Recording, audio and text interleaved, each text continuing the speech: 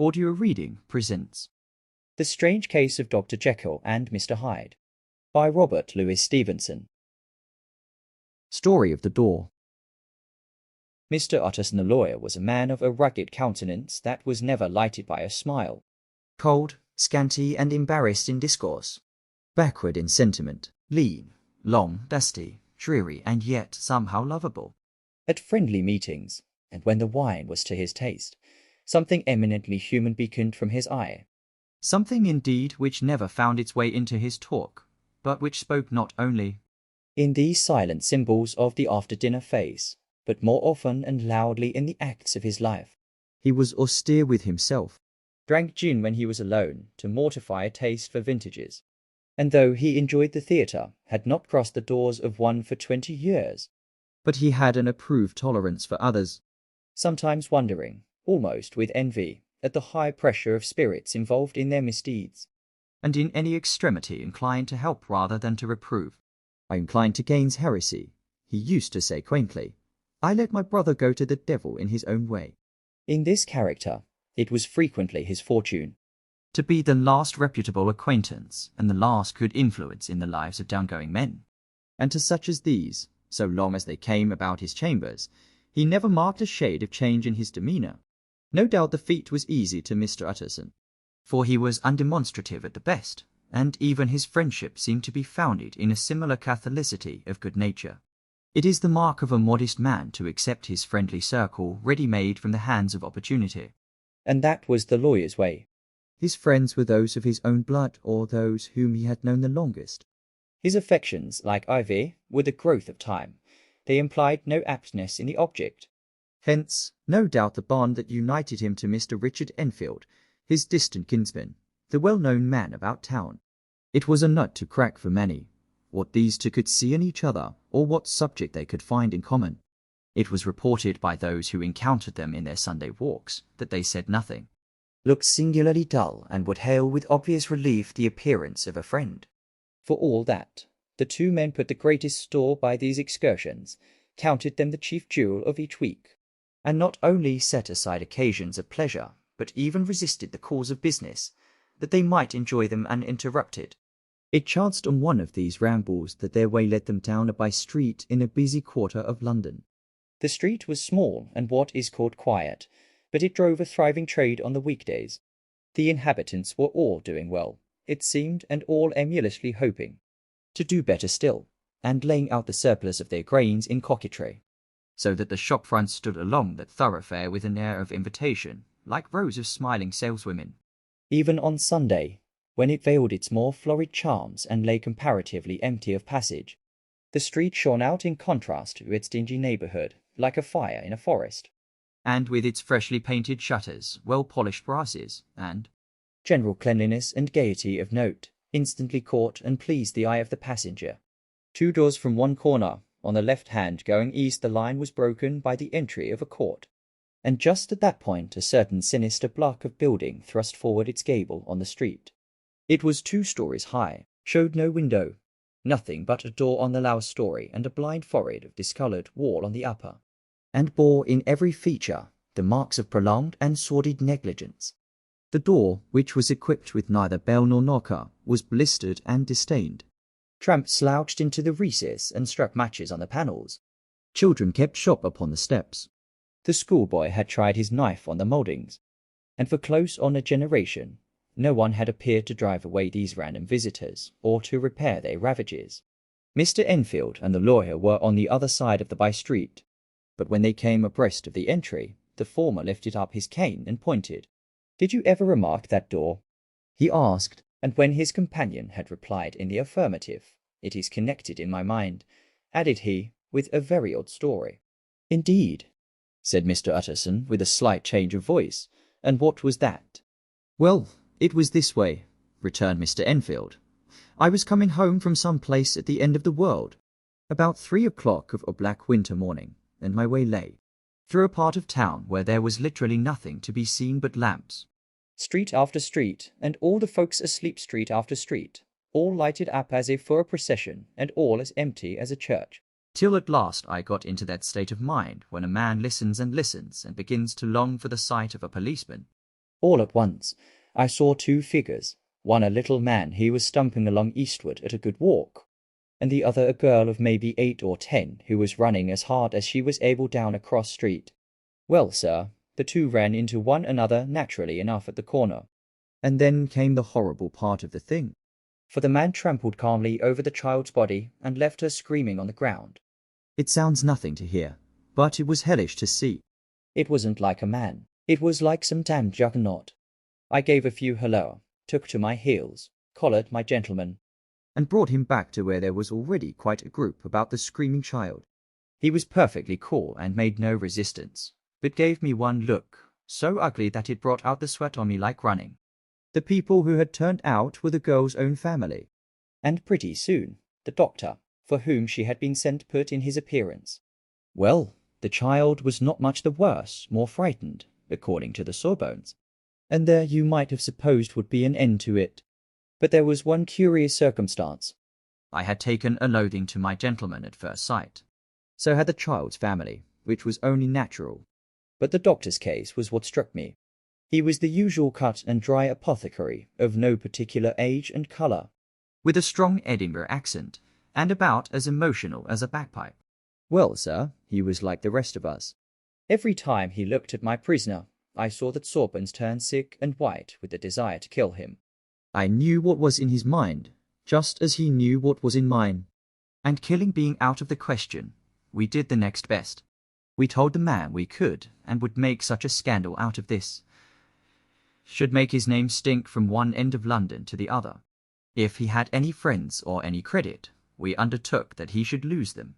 And all the time, as we were pitching it in red hot, we were keeping the women of him as best we could, for they were as wild as harpies. I never saw a circle of such hateful faces. And there was the man in the middle, with a kind of black sneering coolness, frightened too. I could see that, but carrying it off, sir, really like Satan. If you choose to make capital out of this accident, said he, I am naturally helpless. No gentleman but wishes to avoid a scene, says he. Name your figure. Well, we screwed him up to £100 for the child's family. He would have clearly liked to stick out. But there was something about the lot of us that meant mischief, and at last he struck. The next thing was to get the money. And where do you think he carried us but to that place with the door? Whipped out a key, went in, and presently came back with the matter of £10 in gold, and a cheque for the balance on Couts's. Drawn payable to bearer and signed with a name that I can't mention, though it's one of the points of my story. But it was a name at least very well known and often printed. The figure was stiff, but the signature was good for more than that if it was only genuine. I took the liberty of pointing out to my gentleman that the whole business looked apocryphal, and that a man does not, in real life, walk into a cellar door at 4 in the morning, and come out with another man's cheque for close upon £100. But he was quite easy and sneering. Set your mind at rest, says he. I will stay with you till the banks open and cash the cheque myself. So we all set off, the doctor and the child's father, and our friend and myself, and passed the rest of the night in my chambers. And next day, when we had breakfasted, went in a body to the bank. I gave in the cheque myself, and said I had every reason to believe it was a forgery. Not a bit of it. The cheque was genuine. Tut, tut, said Mr. Utterson. I see you feel as I do, said Mr. Enfield. Yes, it's a bad story. For my man was a fellow that nobody could have to do with, a really damnable man. And the person that drew the cheque is the very pink of the proprieties. Celebrated too. And what makes it worse, one of your fellows who do what they call good? Blackmail, I suppose. An honest man paying through the nose for some of the capers of his youth. Blackmail House is what I call the place with the door, in consequence. Though even that, you know, is far from explaining all, he added, and with the words fell into a vein of musing. From this he was recalled by Mr. Utterson asking rather suddenly, and you don't know if the drawer of the cheque lives there? A likely place, isn't it? Returned Mr. Enfield, but I happen to have noticed his address. He lives in some square or other. And you never asked about the place with the door? Said Mr. Utterson. No, sir, I had a delicacy, was the reply. I feel very strongly about putting questions. It partakes too much of the style of the day of judgment. You start a question, and it's like starting a stone. You sit quietly on the top of a hill. And away the stone goes, starting others, and presently some bland old bird, the last you would have thought of, is knocked on the head in his own back garden, and the family have to change their name. No, sir, I make it a rule of mine. The more it looks like Queer Street, the less I ask. A very good rule, too, said the lawyer. But I have studied the place for myself, continued Mr. Enfield. It seems scarcely a house. There is no other door, and nobody goes in or out of that one, but once in a great while, the gentleman of my adventure. There are 3 windows looking on the court on the first floor. None below. The windows are always shut, but they're clean. And then there is a chimney which is generally smoking. So somebody must live there. And yet it's not so sure. For the buildings are so packed together about the court that it's hard to say where one ends and another begins. The pair walked on again for a while in silence. And then, Enfield, said Mr. Utterson, that's a good rule of yours. Yes, I think it is, returned Enfield. But for all that, continued the lawyer, there's one point I want to ask. I want to ask the name of that man who walked over the child. Well, said Mr. Enfield, I can't see what harm it would do. It was a man of the name of Hyde. H.M., said Mr. Utterson. What sort of a man is he to see? He is not easy to describe. There is something wrong with his appearance. Something displeasing, something downright detestable. I never saw a man I so disliked, and yet I scarce know why. He must be deformed somewhere. He gives a strong feeling of deformity, although I couldn't specify the point. He's an extraordinary-looking man, and yet I really can name nothing out of the way. No, sir, I can make no hand of it. I can't describe him, and it's not want of memory, for I declare I can see him this moment. Mr. Utterson again walked some way in silence, and obviously under a weight of consideration. You are sure he used a key? He inquired at last. My dear sir, began Enfield, surprised out of himself. Yes, I know, said Utterson. I know it must seem strange. The fact is, if I do not ask you the name of the other party, it is because I know it already. You see, Richard, your tale has gone home. If you have been inexact in any point, you had better correct it. I think you might have warned me, returned the other with a touch of sullenness. But I have been pedantically exact, as you call it. The fellow had a key, and what's more, he has it still. I saw him use it not a week ago. Mr. Utterson sighed deeply, but said never a word, and the young man presently resumed. Here is another lesson to say nothing, said he. I am ashamed of my long tongue. Let us make a bargain never to refer to this again. With all my heart, said the lawyer. I shake hands on that, Richard. Search for Mr. Hyde. That evening, Mr. Utterson came home to his bachelor house in sombre spirits and sat down to dinner without relish.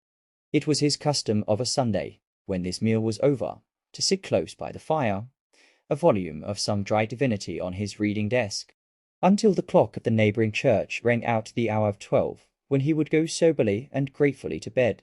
On this night, however, as soon as the cloth was taken away, he took up a candle and went into his business room.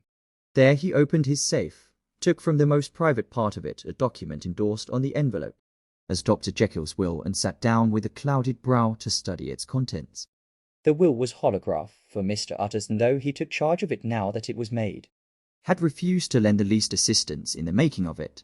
It provided not only that, in case of the decease of Henry Jekyll, militars, D.Dacl, Lild, Fars, etc., all his possessions were to pass into the hands of his friend and benefactor Edward Hyde, but that in case of Dr. Jekyll's disappearance or unexplained absence for any period exceeding 3 calendar months, the said Edward Hyde should step into the said Henry Jekyll's shoes without further delay, and free from any burthen or obligation beyond the payment of a few small sums to the members of the doctor's household. This document had long been the lawyer's eyesore. It offended him both as a lawyer and as a lover of the sane and customary sides of life, to whom the fanciful was the immodest. And hitherto it was his ignorance of Mr. Hyde that had swelled his indignation. Now, by a sudden turn, it was his knowledge. It was already bad enough when the name was but a name of which he could learn no more. It was worse when it began to be clothed upon with detestable attributes. And out of the shifting, insubstantial mists that had so long baffled his eye, there leaped up the sudden, definite presentiment of a fiend. "I thought it was madness," he said, as he replaced the obnoxious paper in the safe, "and now I begin to fear it is disgrace." With that, he blew out his candle, put on a greatcoat, and set forth in the direction of Cavendish Square, the citadel of medicine, where his friend, the great Dr. Lanyon, had his house and received his crowding patients. If anyone knows, it will be Lanyon, he had thought. The solemn butler knew and welcomed him. He was subjected to no stage of delay, but ushered direct from the door to the dining room where Dr. Lanyon sat alone over his wine. This was a hearty, healthy, dapper, red-faced gentleman, with a shock of hair prematurely white, and a boisterous and decided manner. At sight of Mr. Utterson, he sprang up from his chair and welcomed him with both hands. The geniality, as was the way of the man, was somewhat theatrical to the eye, but it reposed on genuine feeling, for these two were old friends, old mates both at school and college, both thorough respecters of themselves and of each other. And what does not always follow, men who thoroughly enjoyed each other's company. After a little rambling talk, the lawyer led up to the subject which so disagreeably preoccupied his mind. "I suppose, Lanyon," said he, "you and I must be the two oldest friends that Henry Jekyll has." "I wish the friends were younger," chuckled Dr. Lanyon. "But I suppose we are. And what of that?" "I see little of him now." "Indeed," said Utterson. "I thought you had a bond of common interest." "We had," was the reply. "But it is more than 10 years since Henry Jekyll became too fanciful for me. He began to go wrong in mind. And though, of course, I continue to take an interest in him for old sake's sake. As they say, I see and I have seen devilish little of the man." "Such unscientific balderdash," added the doctor, flushing suddenly purple, "would have estranged Damon and Pythias." This little spirit of temper was somewhat of a relief to Mr. Utterson. They have only differed on some point of science, he thought. And being a man of no scientific passions except in the matter of conveyancing, he even added, "It is nothing worse than that." He gave his friend a few seconds to recover his composure, and then approached the question he had come to put. "Did you ever come across a prot of his one Hyde?" he asked. "Hyde," repeated Lanyon. "No, never heard of him." "Since my time." That was the amount of information that the lawyer carried back with him. To the great dark bed on which he tossed to and fro, until the small hours of the morning began to grow large. It was a night of little ease to his toiling mind, toiling in mere darkness and besieged by questions. 6 o'clock struck on the bells of the church that was so conveniently near to Mr. Utterson's dwelling, and still he was digging at the problem. Hitherto it had touched him on the intellectual side alone. But now his imagination also was engaged, or rather enslaved. And as he lay and tossed in the gross darkness of the night and the curtained room, Mr. Enfield's tale went by before his mind in a scroll of lighted pictures. He would be aware of the great field of lamps of a nocturnal city, then of the figure of a man walking swiftly, then of a child running from the doctor's. And then these met, and that human juggernaut draw the child down and passed on regardless of her screams. Or else he would see a room in a rich house, where his friend lay asleep, dreaming and smiling at his dreams. And then the door of that room would be opened, the curtains of the bed plucked apart, the sleeper recalled, and lo, there would stand by his side a figure to whom power was given, and even at that dead hour he must rise and do its bidding. The figure in these two phases haunted the lawyer all night, and if at any time he dozed over, it was but to see it glide more stealthily through sleeping houses, or move the more swiftly and still the more swiftly, even to dizziness, through wider labyrinths of lamplighted city, and at every street corner crush a child and leave her screaming, and still the figure had no face by which he might know it. Even in his dreams it had no face, or one that baffled him and melted before his eyes. And thus it was that there sprang up and grew apace in the lawyer's mind a singularly strong, almost an inordinate, curiosity to behold the features of the real Mr. Hyde. If he could but once set eyes on him, he thought the mystery would lighten and perhaps roll altogether away, as was the habit of mysterious things when well examined. He might see a reason for his friend's strange preference or bondage, call it which you please, and even for the startling clause of the will. At least it would be a face worth seeing, the face of a man who was without bowels of mercy, a face which had but to show itself to raise up. In the mind of the unimpressionable Enfield, a spirit of enduring hatred. From that time forward, Mr. Utterson began to haunt the door in the by-street of shops. In the morning before office hours, at noon when business was plenty and time scarce, at night under the face of the fog city moon. By all lights and at all hours of solitude or concourse, the lawyer was to be found on his chosen post. If he be Mr. Hyde, he had thought, I shall be Mr. Seek. And at last his patience was rewarded. It was a fine dry night, Frost in the air, the streets as clean as a ballroom floor, the lamps unshaken by any wind, drawing a regular pattern of light and shadow. By 10 o'clock, when the shops were closed, the by-street was very solitary, and in spite of the low growl of London from all round, very silent. Small sounds carried far. Domestic sounds out of the houses were clearly audible on either side of the roadway, and the rumour of the approach of any passenger preceded him by a long time. Mr. Utterson had been some minutes at his post, when he was aware of an odd light footstep drawing near. In the course of his nightly patrols, he had long grown accustomed to the quaint effect with which the footfalls of a single person, while he is still a great way off, suddenly spring out distinct from the vast hum and clatter of the city.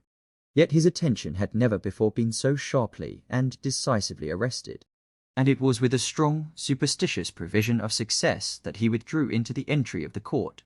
The steps drew swiftly nearer, and swelled out suddenly louder as they turned the end of the street.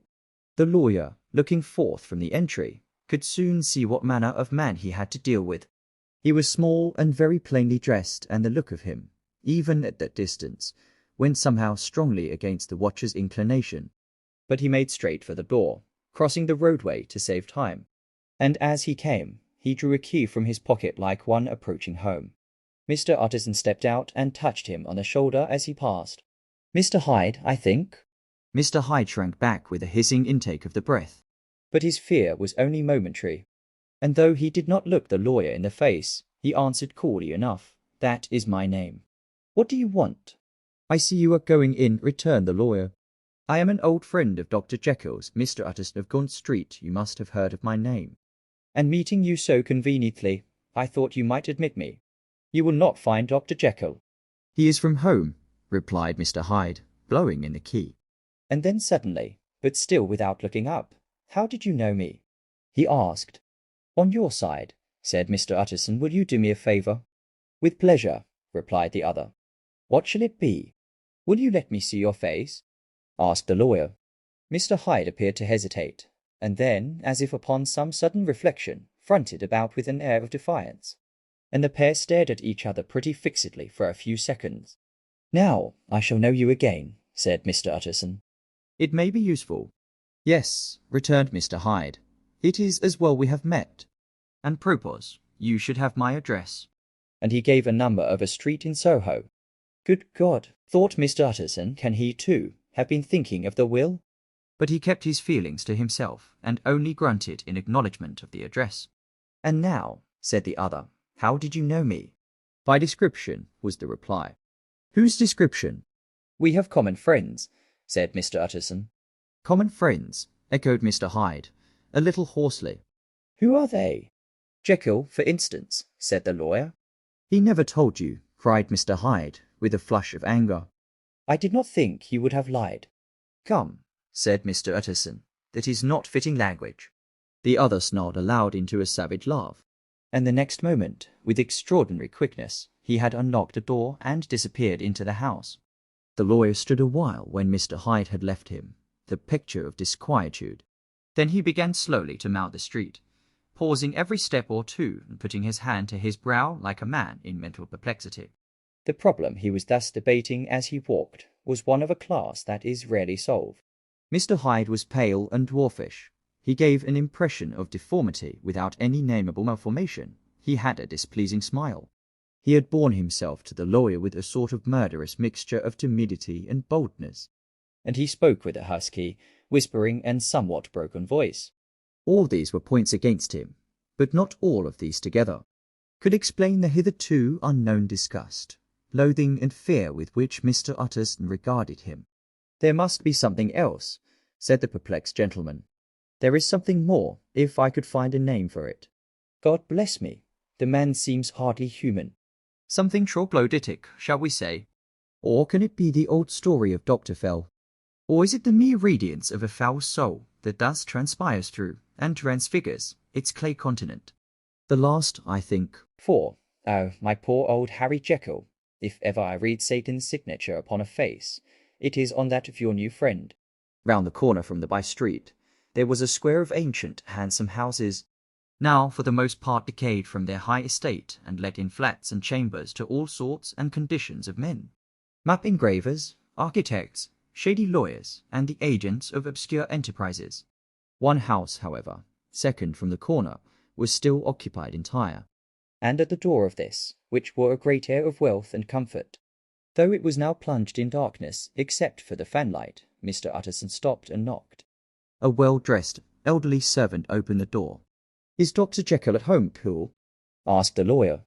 "I will see, Mr. Utterson," said Poole, admitting the visitor as he spoke into a large, low-roofed, comfortable hall paved with flags, warmed after the fashion of a country house by a bright, open fire, and furnished with costly cabinets of oak. "Will you wait here by the fire, sir? Or shall I give you a light in the dining-room?" "Here, thank you," said the lawyer, and he drew near and leaned on the tall fender.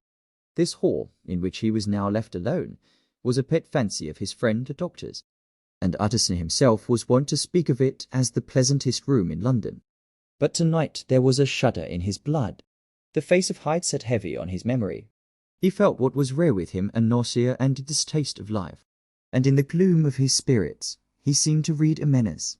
In the flickering of the firelight on the polished cabinets and the uneasy starting of the shadow on the roof, he was ashamed of his relief when Paul presently returned to announce that Dr. Jekyll was gone out. "I saw Mr. Hyde go in by the old dissecting room, Paul," he said. "Is that right, when Dr. Jekyll is from home?" "Quite right, Mr. Utterson, sir," replied the servant. "Mr. Hyde has a key." "Your master seems to repose a great deal of trust in that young man, Paul," resumed the other musingly. "Yes, sir, he does indeed," said Poole. "We have all orders to obey him." "I do not think I ever met Mr. Hyde," asked Utterson. "Oh, dear no, sir." "He never dines here," replied the butler. "Indeed, we see very little of him on this side of the house. He mostly comes and goes by the laboratory."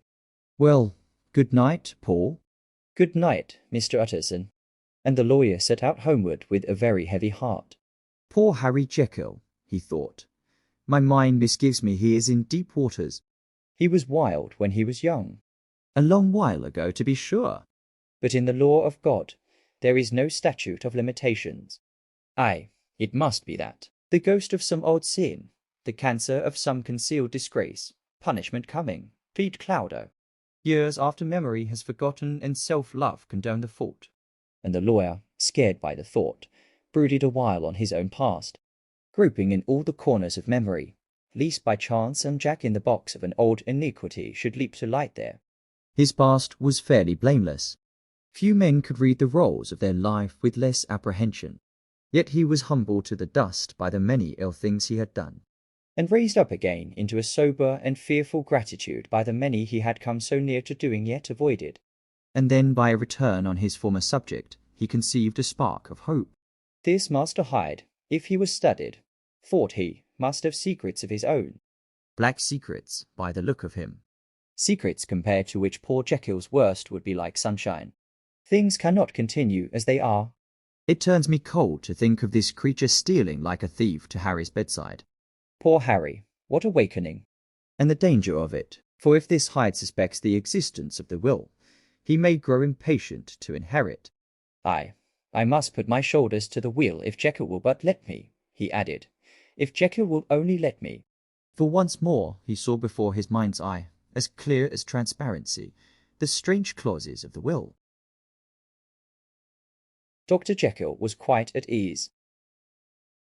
A fortnight later, by excellent good fortune, the doctor gave one of his pleasant dinners to some 5 or 6 old cronies, all intelligent, reputable men and all judges of good wine. And Mr. Utterson so contrived that he remained behind after the others had departed. This was no new arrangement, but a thing that had befallen many scores of times. Where Utterson was liked, he was liked well. Hosts loved to detain the dry lawyer, when the light-hearted and loose-tongued had already their foot on the threshold. They liked to sit a while in his unobtrusive company, practising for solitude, sobering their minds in the man's rich silence after the expense and strain of gaiety. To this rule, Dr. Jekyll was no exception. And as he now sat on the opposite side of the fire, a large, well-made, smooth-faced man of 50, with something of a slyish cast perhaps, but every mark of capacity and kindness you could see by his looks that he cherished for Mr. Utterson a sincere and warm affection. "I have been wanting to speak to you, Jekyll," began the latter. "You know that will of yours." A close observer might have gathered that the topic was distasteful. But the doctor carried it off gaily. "My poor Utterson," said he, "you are unfortunate in such a client. I never saw a man so distressed as you were by my will, unless it were that high-bound pedant, Lanyon, at what he called my scientific heresies." "Oh, I know he's a good fellow, you needn't frown, an excellent fellow, and I always mean to see more of him. But a hide-bound pedant for all that. An ignorant, blatant pedant." "I was never more disappointed in any man than Lanyon." "You know I never approved of it," pursued Utterson, ruthlessly disregarding the fresh topic. "My will? Yes, certainly. I know that," said the doctor, a trifle sharply. "You have told me so." "Well, I tell you so again," continued the lawyer. "I have been learning something of young Hyde." The large handsome face of Dr. Jekyll grew pale to the very lips, and there came a blackness about his eyes. "I do not care to hear more," said he. "This is a matter I thought we had agreed to drop. What I heard was abominable," said Utterson. "It can make no change." "You do not understand my position," returned the doctor, with a certain incoherency of manner. "I am painfully situated, Utterson. My position is a very strange one." "It is one of those affairs that cannot be mended by talking." "Jekyll," said Utterson, "you know me. I am a man to be trusted. Make a clean breast of this in confidence." "And I make no doubt I can get you out of it." "My good Utterson," said the doctor, "this is very good of you. This is downright good of you, and I cannot find words to thank you in." "I believe you fully. I would trust you before any man alive. Aye, before myself, if I could make the choice. But indeed, it isn't what you fancy." "It is not as bad as that. And just to put your good heart at rest, I will tell you one thing. The moment I choose, I can be rid of Mr. Hyde." "I give you my hand upon that." "And I thank you again and again." "And I will just add one little word, Utterson, that I am sure you will take in good part." "This is a private matter, and I beg of you to let it sleep." Utterson reflected a little, looking in the fire. "I have no doubt you are perfectly right," he said at last, getting to his feet. "Well, but since we have touched upon this business, and for the last time, I hope," continued the doctor, "there is one point I should like you to understand." "I have really a very great interest in poor Hyde." "I know you have seen him."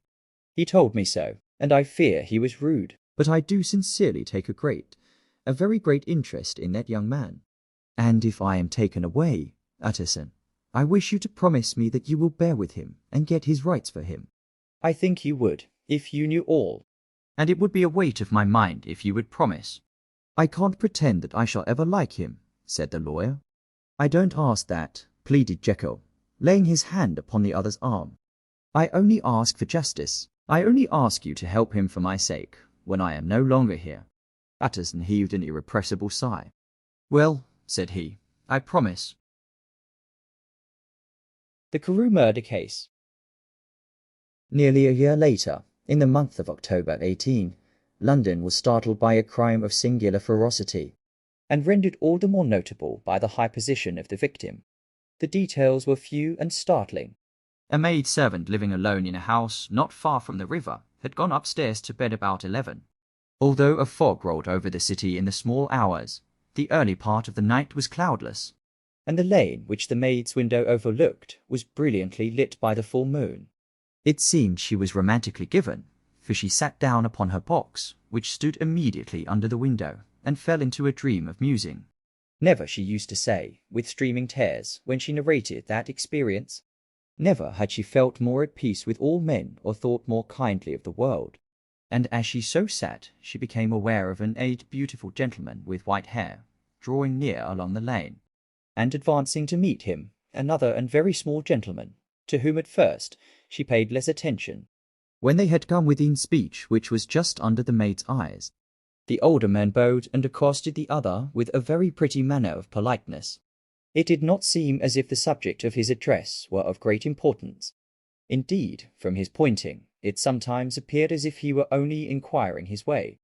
But the moon shone on his face as he spoke, and the girl was pleased to watch it. It seemed to breathe such an innocent and old-world kindness of disposition, yet with something high too, as of a well-founded self-content. Presently her eye wandered to the other, and she was surprised to recognize in him a certain Mr. Hyde, who had once visited her master, and for whom she had conceived a dislike.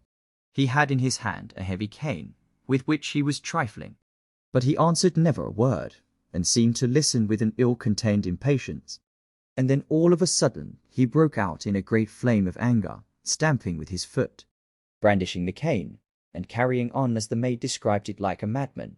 The old gentleman took a step back, with the air of one very much surprised and a trifle hurt. And at that Mr. Hyde broke out of all bounds and clubbed him to the earth. And next moment, with ape-like fury, he was trampling his victim underfoot and hailing down a storm of blows, under which the bones were audibly shattered and the body jumped upon the roadway. At the horror of these sights and sounds, the maid fainted. It was 2 o'clock when she came to herself and called for the police. The murderer was gone long ago, but there lay his victim in the middle of the lane, incredibly mangled. The stick with which the deed had been done, although it was of some rare and very tough and heavy wood, had broken in the middle under the stress of this insensate cruelty, and one splintered half had rolled in the neighbouring gutter, the other, without doubt, had been carried away by the murderer. A purse and gold watch were found upon the victim, but no cards or papers, except a sealed and stamped envelope, which he had been probably carrying to the post, and which bore the name and address of Mr. Utterson. This was brought to the lawyer the next morning, before he was out of bed, and he had no sooner seen it and been told the circumstances than he shot out a solemn lip. "I shall say nothing till I have seen the body," said he. "This may be very serious. Have the kindness to wait while I dress." And with the same grave countenance, he hurried through his breakfast and drove to the police station, whither the body had been carried. As soon as he came into the cell, he nodded. "Yes," said he, "I recognize him. I am sorry to say that this is Sir Danvers Carew." "Good God, sir!" exclaimed the officer. "Is it possible?" And the next moment his eye lighted up with professional ambition.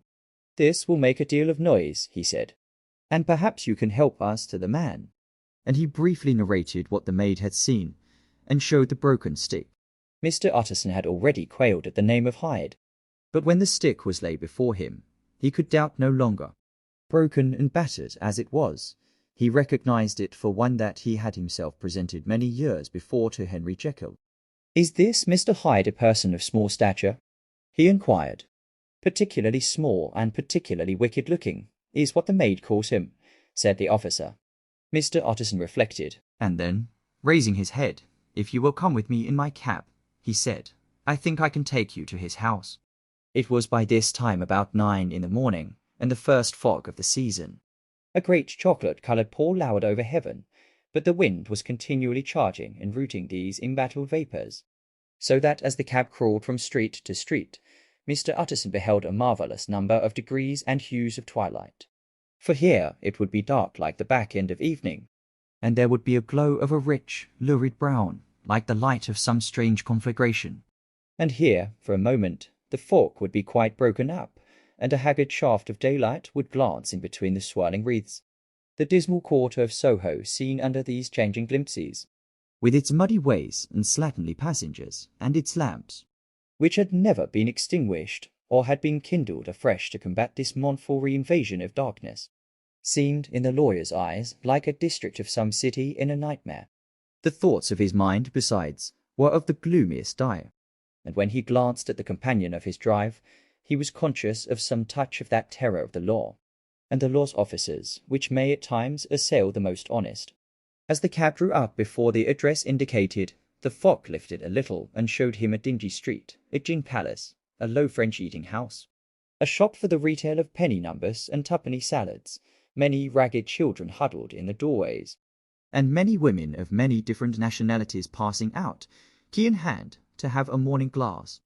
And the next moment the fog settled down again upon that part, as brown as umber, and cut him off from his blackguardly surroundings. This was the home of Henry Jekyll's favourite, Of a man who is heir to 250,000 sterling. An ivory-faced and silvery-haired old woman opened the door. She had an evil face, smoothed by hypocrisy, but her manners were excellent.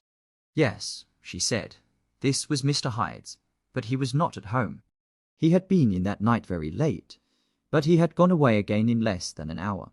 There was nothing strange in that. His habits were very irregular, and he was often absent. For instance, it was nearly 2 months since she had seen him till yesterday. Very well, then, we wish to see his rooms, said the lawyer. And when the woman began to declare it was impossible, I had better tell you who this person is, he added. This is Inspector Newcomen of Scotland Yard. A flash of odious joy appeared upon the woman's face. Ah, said she, he is in trouble. What has he done? Mr. Utterson and the inspector exchanged glances. He don't seem a very popular character, observed the latter. And now, my good woman, just let me and this gentleman have a look about us. In the whole extent of the house, which but for the old woman remained otherwise empty, Mr. Hyde had only used a couple of rooms. But these were furnished with luxury and good taste. A closet was filled with wine. The plate was of silver, the napery elegant. A good picture hung upon the walls. A gift as Utterson supposed from Henry Jekyll, who was much of a connoisseur. And the carpets were of many plies and agreeable in colour. At this moment, however, the rooms bore every mark of having been recently and hurriedly ransacked. Clothes lay about the floor, with their pockets inside out. Lock-fast drawers stood open, and on the hearth there lay a pile of grey ashes, as though many papers had been burned. From these embers the inspector disinterred the butt end of a green cheque book, which had resisted the action of the fire. The other half of the stick was found behind the door, and as this clinched his suspicions, the officer declared himself delighted. A visit to the bank, where several £1,000s were found to be lying to the murderer's credit, completed his gratification. You may depend upon it, sir, he told Mr. Utterson. I have him in my hand.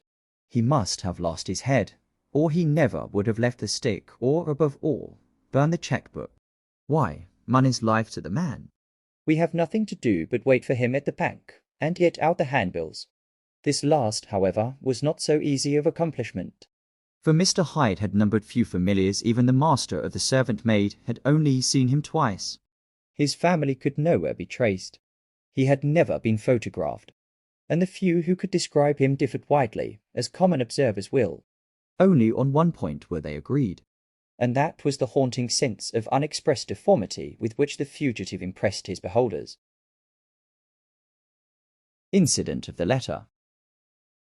It was late in the afternoon, when Mr. Utterson found his way to Dr. Jekyll's door, where he was at once admitted by Paul, and carried down by the kitchen offices and across a yard which had once been a garden, to the building which was indifferently known as the laboratory or dissecting rooms. The doctor had bought the house from the heirs of a celebrated surgeon, and his own tastes being rather chemical than anatomical, had changed the destination of the block at the bottom of the garden. It was the first time that the lawyer had been received in that part of his friend's quarters, and he eyed the dingy, windowless structure with curiosity, and gazed round with a distasteful sense of strangeness as he crossed the theatre. Once crowded with eager students, and now lying gaunt and silent, the tables laden with chemical apparatus, the floor strewn with crates and littered with packing straw, and the light falling dimly through the foggy cupola. At the further end, a flight of stairs mounted to a door covered with red baize. And through this, Mr. Utterson was at last received into the doctor's cabinet.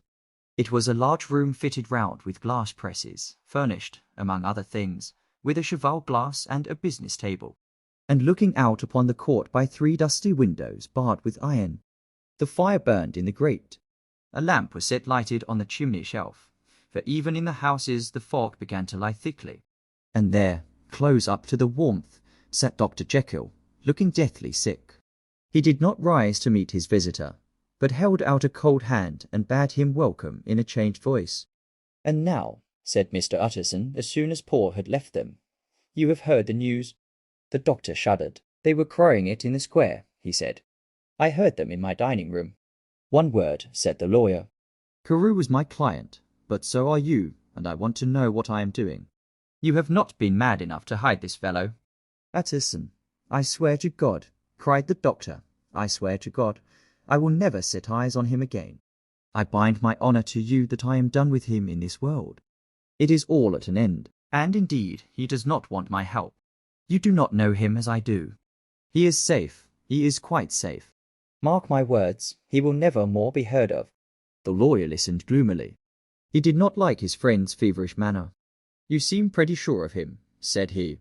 And for your sake, I hope you may be right. If it came to a trial, your name might appear. I am quite sure of him, replied Jekyll. I have grounds for certainty that I cannot share with anyone. But there is one thing on which you may advise me. I have received a letter, and I am at a loss whether I should show it to the police. I should like to leave it in your hands, Utterson. You would judge wisely, I am sure. I have so great a trust in you. You fear, I suppose, that it might lead to his detection? Asked the lawyer. No, said the other. I cannot say that I care what becomes of Hyde. I am quite done with him. I was thinking of my own character, which this hateful business has rather exposed. Utterson ruminated a while. He was surprised at his friend's selfishness, and yet relieved by it. Well, said he, at last, let me see the letter. The letter was written in an odd, upright hand, and signed Edward Hyde. And it signified, briefly enough, that the writer's benefactor, Dr. Jekyll, whom he had long so unworthily repaid for 1,000 generosities, need labour under no alarm for his safety, as he had means of escape on which he placed a sure dependence. The lawyer liked this letter well enough.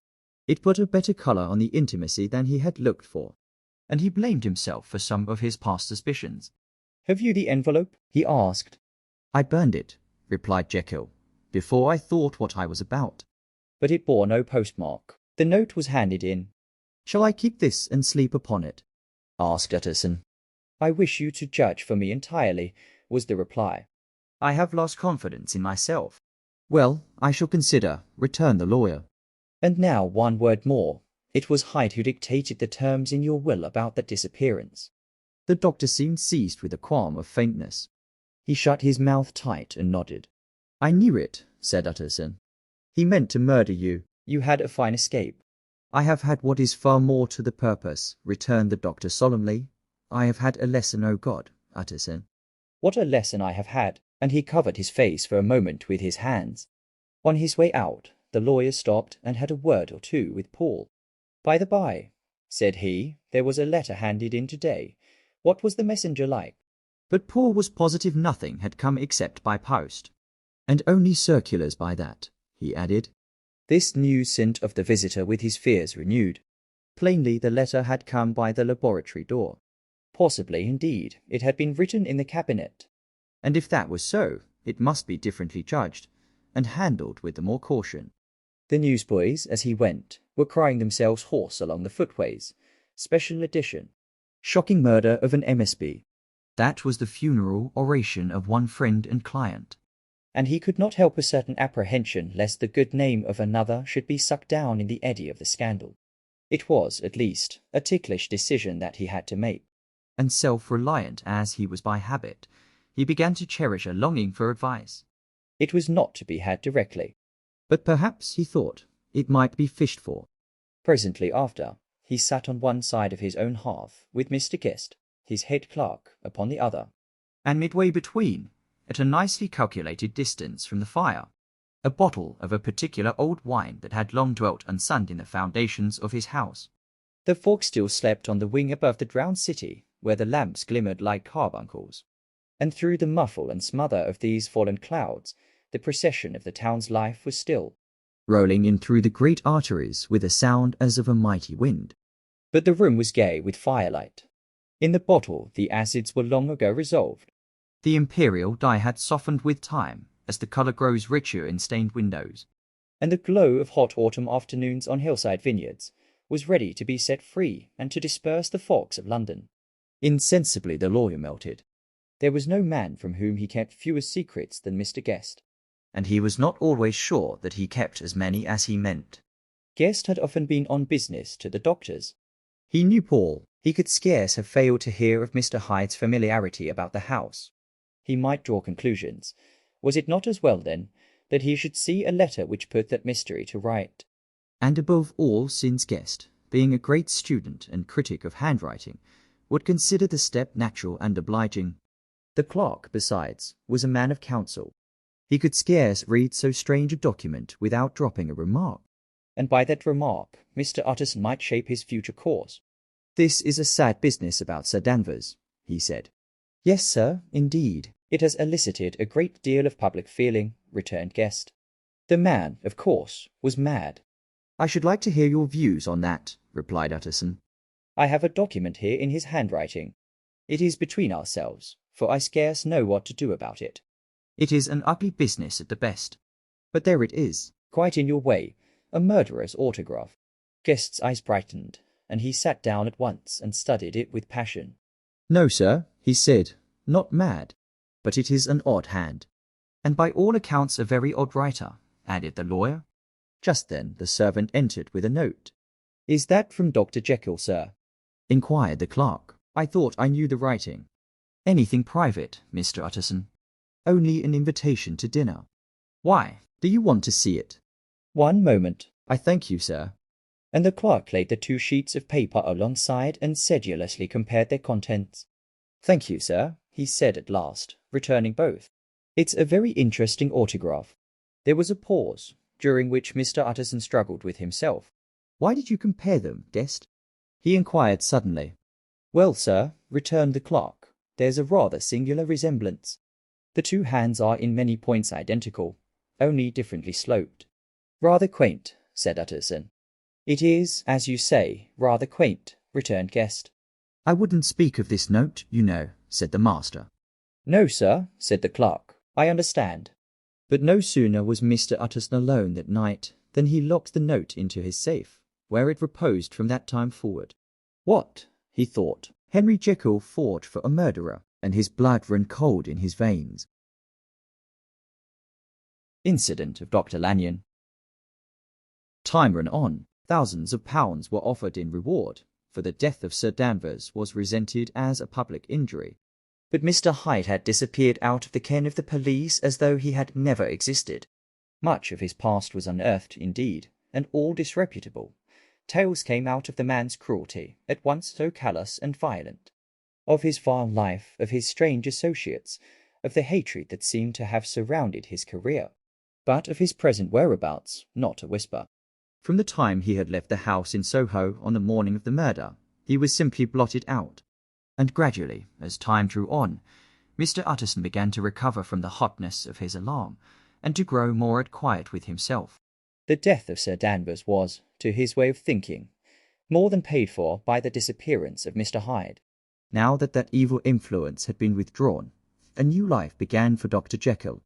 He came out of his seclusion, renewed relations with his friends, became once more their familiar guest and entertainer.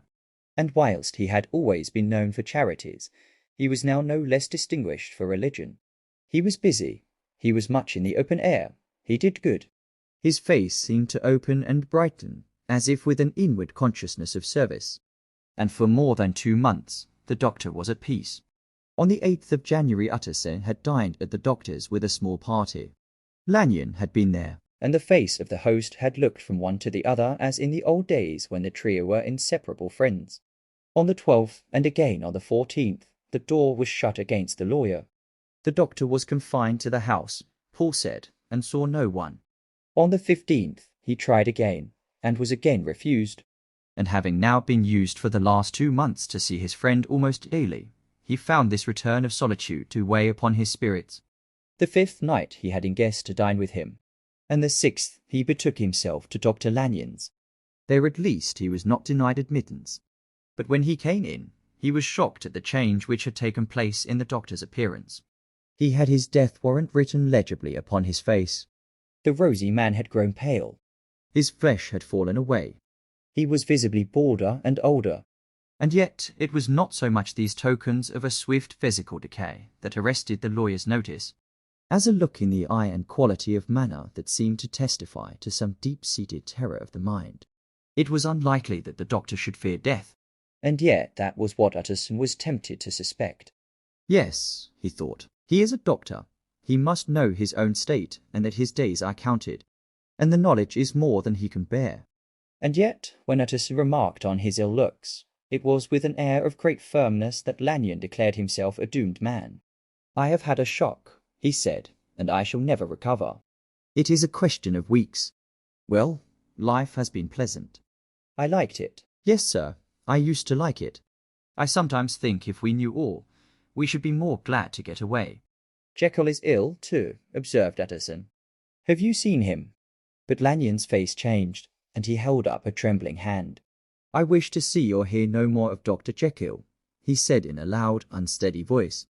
I am quite done with that person, and I beg that you will spare me any allusion to one whom I regard as dead. Tut, tut, said Mr. Utterson. And then, after a considerable pause, can't I do anything? He inquired. We are three very old friends, Lanyon. We shall not live to make others. Nothing can be done, returned Lanyon. Ask himself. He will not see me, said the lawyer.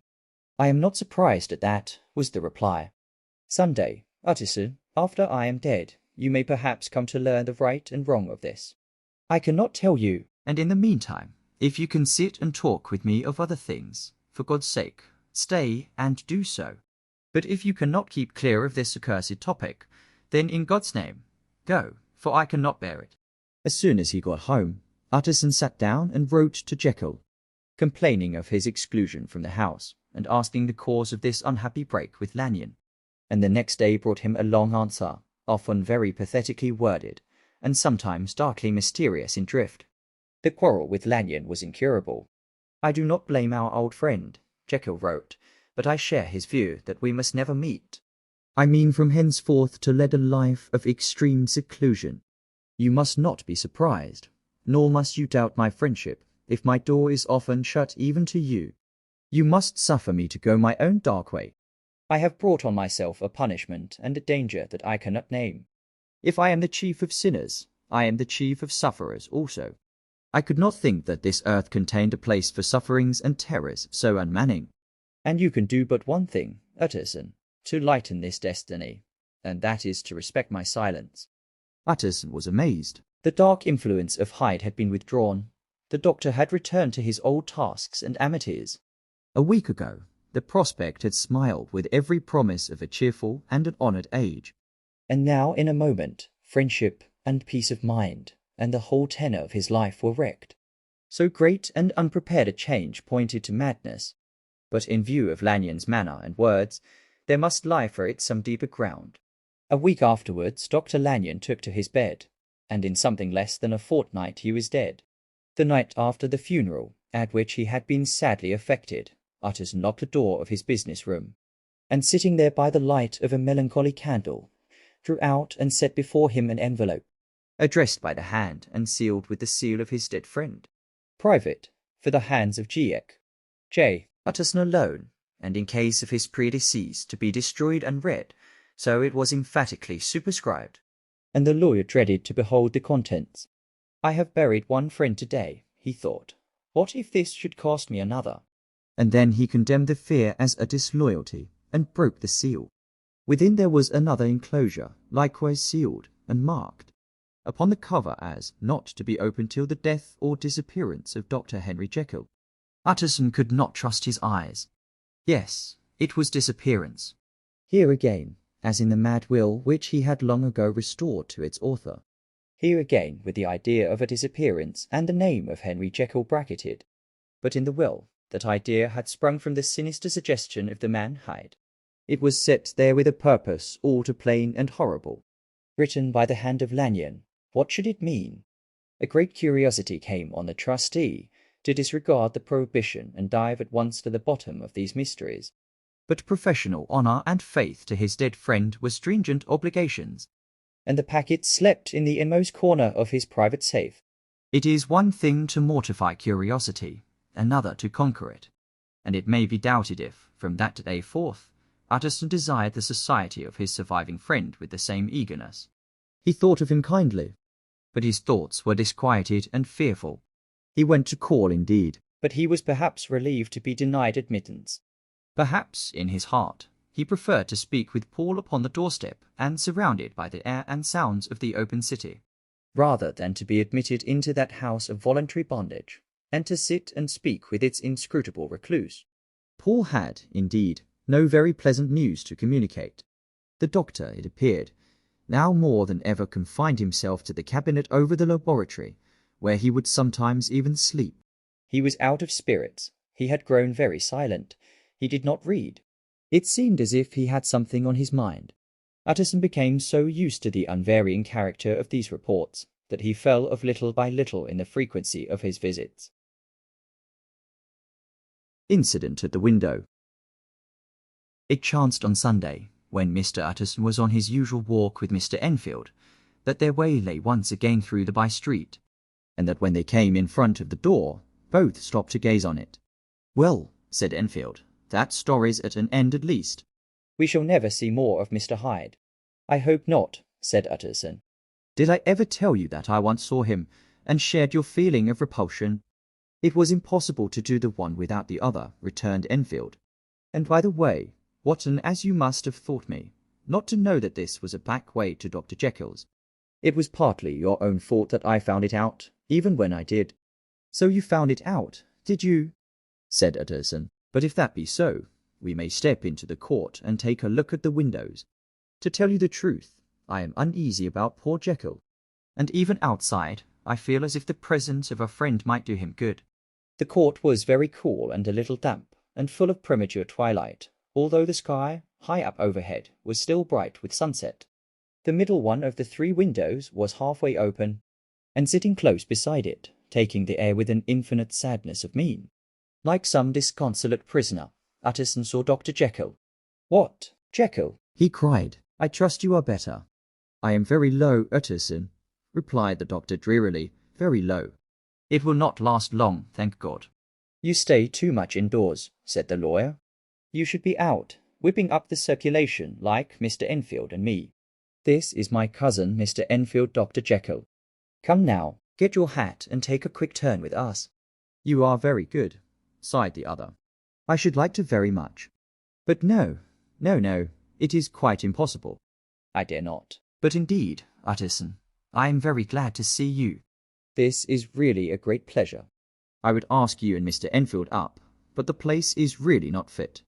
"Why then," said the lawyer, good-naturedly, "the best thing we can do is to stay down here and speak with you from where we are." "That is just what I was about to venture to propose," returned the doctor with a smile. But the words were hardly uttered before the smile was struck out of his face, and succeeded by an expression of such abject terror and despair as froze the very blood of the 2 gentlemen below. They saw it, but for a glimpse, for the window was instantly thrust down. But that glimpse had been sufficient, and they turned and left the court without a word. In silence, too, they traversed the by-street, and it was not until they had come into a neighbouring thoroughfare, where even upon a Sunday there were still some stirrings of life, that Mr. Utterson at last turned and looked at his companion. They were both pale, and there was an answering horror in their eyes. "God forgive us, God forgive us," said Mr. Utterson. But Mr. Enfield only nodded his head very seriously, and walked on once more in silence. The last night. Mr. Utterson was sitting by his fireside one evening after dinner, when he was surprised to receive a visit from Paul. "Bless me, Paul, what brings you here?" he cried, and then taking a second look at him, "What ails you?" He added, "Is the doctor ill?" "Mr. Utterson," said the man, "there is something wrong." "Take a seat, and here is a glass of wine for you," said the lawyer. "Now, take your time and tell me plainly what you want." "You know the doctor's ways, sir," replied Poole, "and how he shuts himself up. Well, he's shut up again in the cabinet, and I don't like it, sir. I wish I may die if I like it." "Mr. Utterson, sir, I am afraid—" "Now, my good man," said the lawyer, "be explicit." "What are you afraid of?" "I've been afraid for about a week," returned Poole, doggedly disregarding the question, "and I can bear it no more." The man's appearance amply bore out his words. His manner was altered for the worse, and except for the moment when he had first announced his terror, he had not once looked the lawyer in the face. Even now, he sat with the glass of wine untasted on his knee, and his eyes directed to a corner of the floor. "I can bear it no more," he repeated. "Come," said the lawyer. "I see you have some good reason, Paul. I see there is something seriously amiss." "Try to tell me what it is." "I think there's been foul play," said Paul, hoarsely.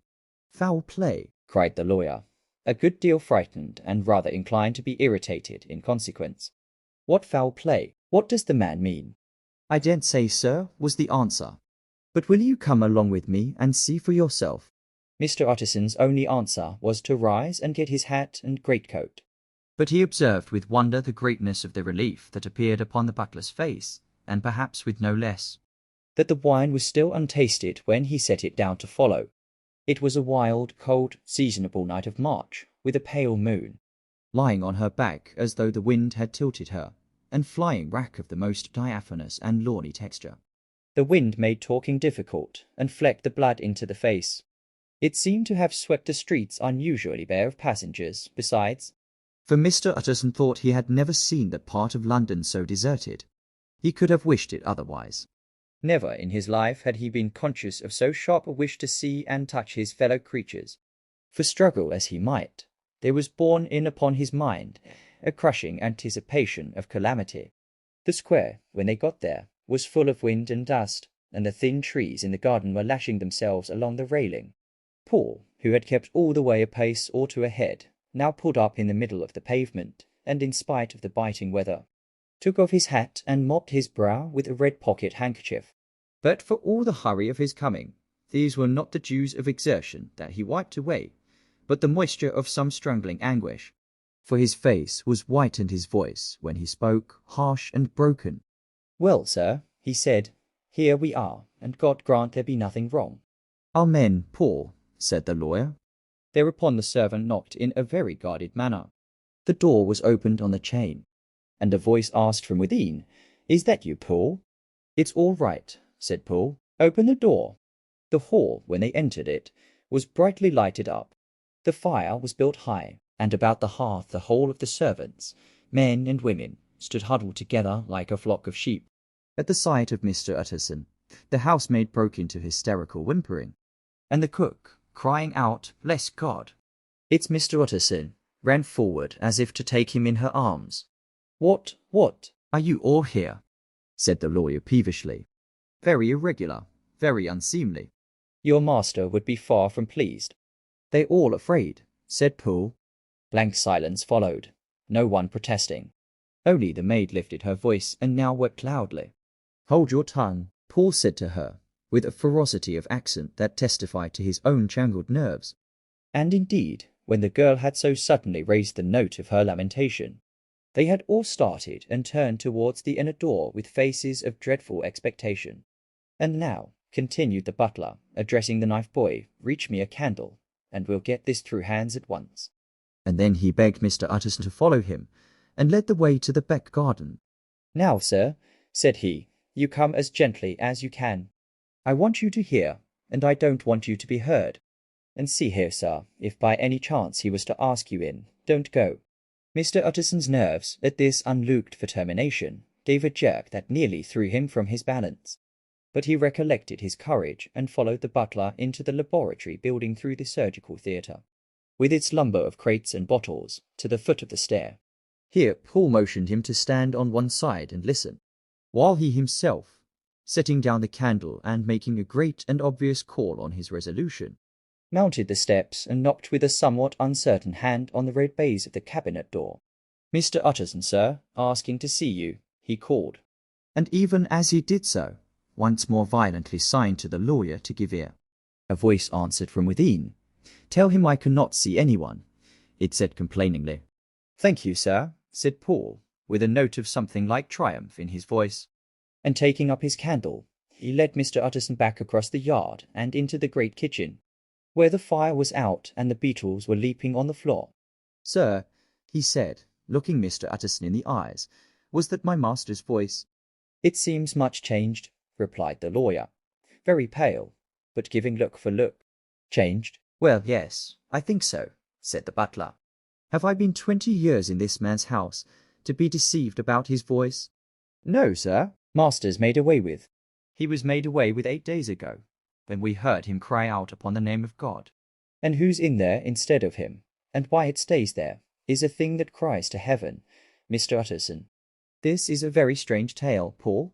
This is rather a wild tale, my man, said Mr. Utterson, biting his finger. Suppose it were as you suppose, supposing Dr. Jekyll to have been, well, murdered. What could induce the murderer to stay? That won't hold water. It doesn't commend itself to reason. Well, Mr. Utterson, you are a hard man to satisfy, but I'll do it yet, said Paul. All this last week you must know him, or it, whatever it is that lives in that cabinet, has been crying night and day for some sort of medicine, and cannot get it to his mind. It was sometimes his way the master's, that is to write his orders on a sheet of paper, and throw it on the stair. We've had nothing else this week back. Nothing but papers, and a closed door, and the very meals left there to be smuggled in when nobody was looking. Well, sir, every day, aye, and twice and thrice in the same day, there have been orders and complaints, and I have been sent flying to all the wholesale chemists in town. Every time I brought the stuff back, there would be another paper telling me to return it, because it was not pure, and another order to a different firm. This drug is wanted bitter bad, sir, whatever for. Have you any of these papers? Asked Mr. Utterson. Paul felt in his pocket and handed out a crumpled note, which the lawyer, bending nearer to the candle, carefully examined. Its contents ran thus: Dr. Jekyll presents his compliments to Messrs. More, he assures them that their last sample is impure and quite useless for his present purpose. In the year 18, Dr. J. purchased a somewhat large quantity from Messrs. Militars. He now begs them to search with most sedulous care, and should any of the same quality be left, forward it to him at once. Expense is no consideration. The importance of this to Dr. J. can hardly be exaggerated. So far, the letter had run composedly enough, but here with a sudden splutter of the pen, the writer's emotion had broken loose. For God's sake, he added, find me some of the old. This is a strange note, said Mr. Utterson. And then sharply, how do you come to have it open? The man at Moore's was main angry, sir, and he threw it back to me like so much dirt, returned Paul. This is unquestionably the doctor's hand, do you know? Resumed the lawyer. I thought it looked like it, said the servant rather sulkily. And then, with another voice, but what matters hand of right? He said, I've seen him. Seen him, repeated Mr. Utterson. Well, that's it, said Paul. It was this way. I came suddenly into the theatre from the garden. It seems he had slipped out to look for this drug, or whatever it is. For the cabinet door was open, and there he was at the far end of the room digging among the crates. He looked up when I came in, gave a kind of cry, and whipped upstairs into the cabinet. It was but for 1 minute that I saw him, but the hair stood upon my head like quills. Sir, if that was my master, why had he a mask upon his face? If it was my master, why did he cry out like a rat and run from me?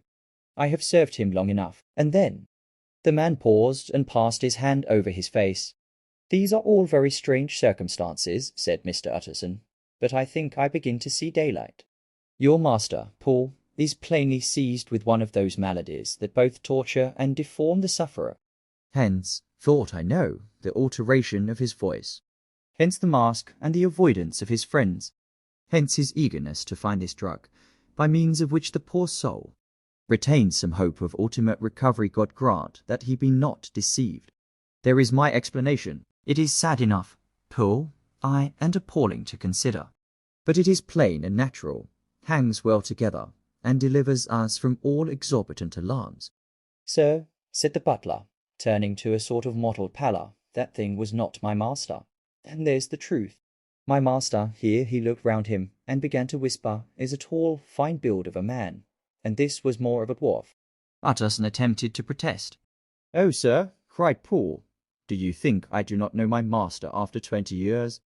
Do you think I do not know where his head comes to in the cabinet door, where I saw him every morning of my life? No, sir, that thing in the mask was never Dr. Jekyll. God knows what it was, but it was never Dr. Jekyll. And it is the belief of my heart that there was murder done. Paul, replied the lawyer, if you say that, it will become my duty to make certain. Much as I desire to spare your master's feelings, much as I am puzzled, By this note, which seems to prove him to be still alive, I shall consider it my duty to break in that door. Ah, Mr. Utterson, that's talking, cried the butler. And now comes the second question, resumed Utterson. Who is going to do it? Why, you and me, sir, was the undaunted reply. That's very well said, returned the lawyer. And whatever comes of it, I shall make it my business to see you are no loser. There is an axe in the theatre, continued Paul. And you might take the kitchen poker for yourself. The lawyer took that rude but weighty instrument into his hand and balanced it. Do you know, Paul, he said, looking up, that you and I are about to place ourselves in a position of some peril? You may say so, sir, indeed, returned the butler. It is well, then, that we should be frank, said the other. We both think more than we have said. Let us make a clean breast. This masked figure that you saw, did you recognize it? Well, sir, it went so quick, and the creature was so doubled up, that I could hardly swear to that, was the answer. But if you mean, was it Mr. Hyde? Why, yes, I think it was. You see, it was much of the same bigness. And it had the same quick, light way with it. And then who else could have got in by the laboratory door? You have not forgot, sir, that at the time of the murder he had still the key with him. But that's not all. I don't know, Mr. Utterson, if you ever met this Mr. Hyde. Yes, said the lawyer, I once spoke with him. Then you must know as well as the rest of us that there was something queer about that gentleman something that gave a man a turn. I don't know rightly how to say it, sir, beyond this, that you felt in your marrow kind of cold and thin. I own I felt something of what you describe, said Mr. Utterson. Quite so, sir, returned Paul. Well, when that masked thing like a monkey jumped from among the chemicals and whipped into the cabinet, it went down my spine like ice. Oh, I know it's not evidence, Mr. Utterson. I'm book learned enough for that. But a man has his feelings, and I give you my Bible word it was Mr. Hyde. Aye, said the lawyer. My fears inclined to the same point. Evil, I fear, found it evil, was sure to come of that connection. I believe you. I believe poor Harry's killed. And I believe his murderer, for what purpose, God alone can tell, is still lurking in his victim's room. Well, let our name be Vengeance. Call Bradshaw. The footman came at the summons, very white and nervous. Pull yourself together, Bradshaw, said the lawyer. This suspense, I know, is telling upon all of you. But it is now our intention to make an end of it.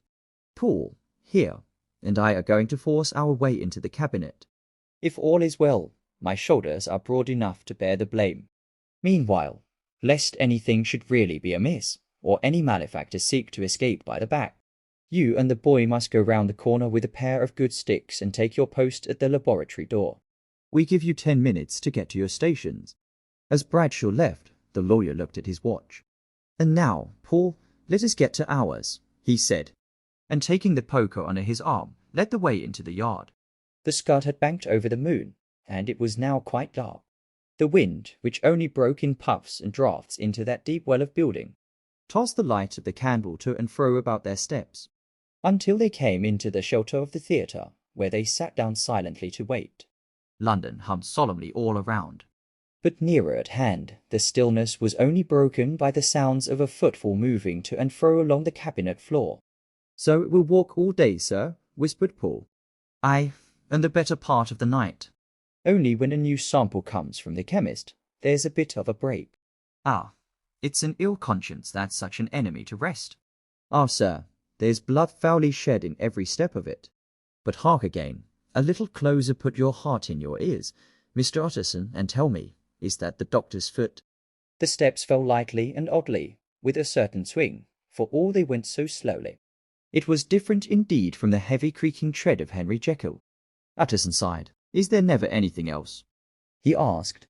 Paul nodded. Once, he said. Once I heard it weeping. Weeping? How that? Said the lawyer, conscious of a sudden chill of horror. Weeping like a woman or a lost soul, said the butler. I came away with that upon my heart, that I could have wept too. But now the 10 minutes drew to an end. Paul disinterred the axe from under a stack of packing straw. The candle was set upon the nearest table to light them to the attack, and they drew near with bated breath to where that patient foot was still going up and down in the quiet of the night. Jekyll, cried Utterson, with a loud voice. "I demand to see you." He paused a moment, but there came no reply. "I give you fair warning. Our suspicions are aroused, and I must and shall see you," he resumed. "If not by fair means, then by foul. If not of your consent, then by brute force." "Utterson," said the voice, "for God's sake, have mercy." "Ah, that's not Jekyll's voice, it's Hyde's," cried Utterson. "Down with the door, Paul." Paul swung the axe over his shoulder. The blow shook the building, and the red baize door leaped against the lock and hinges.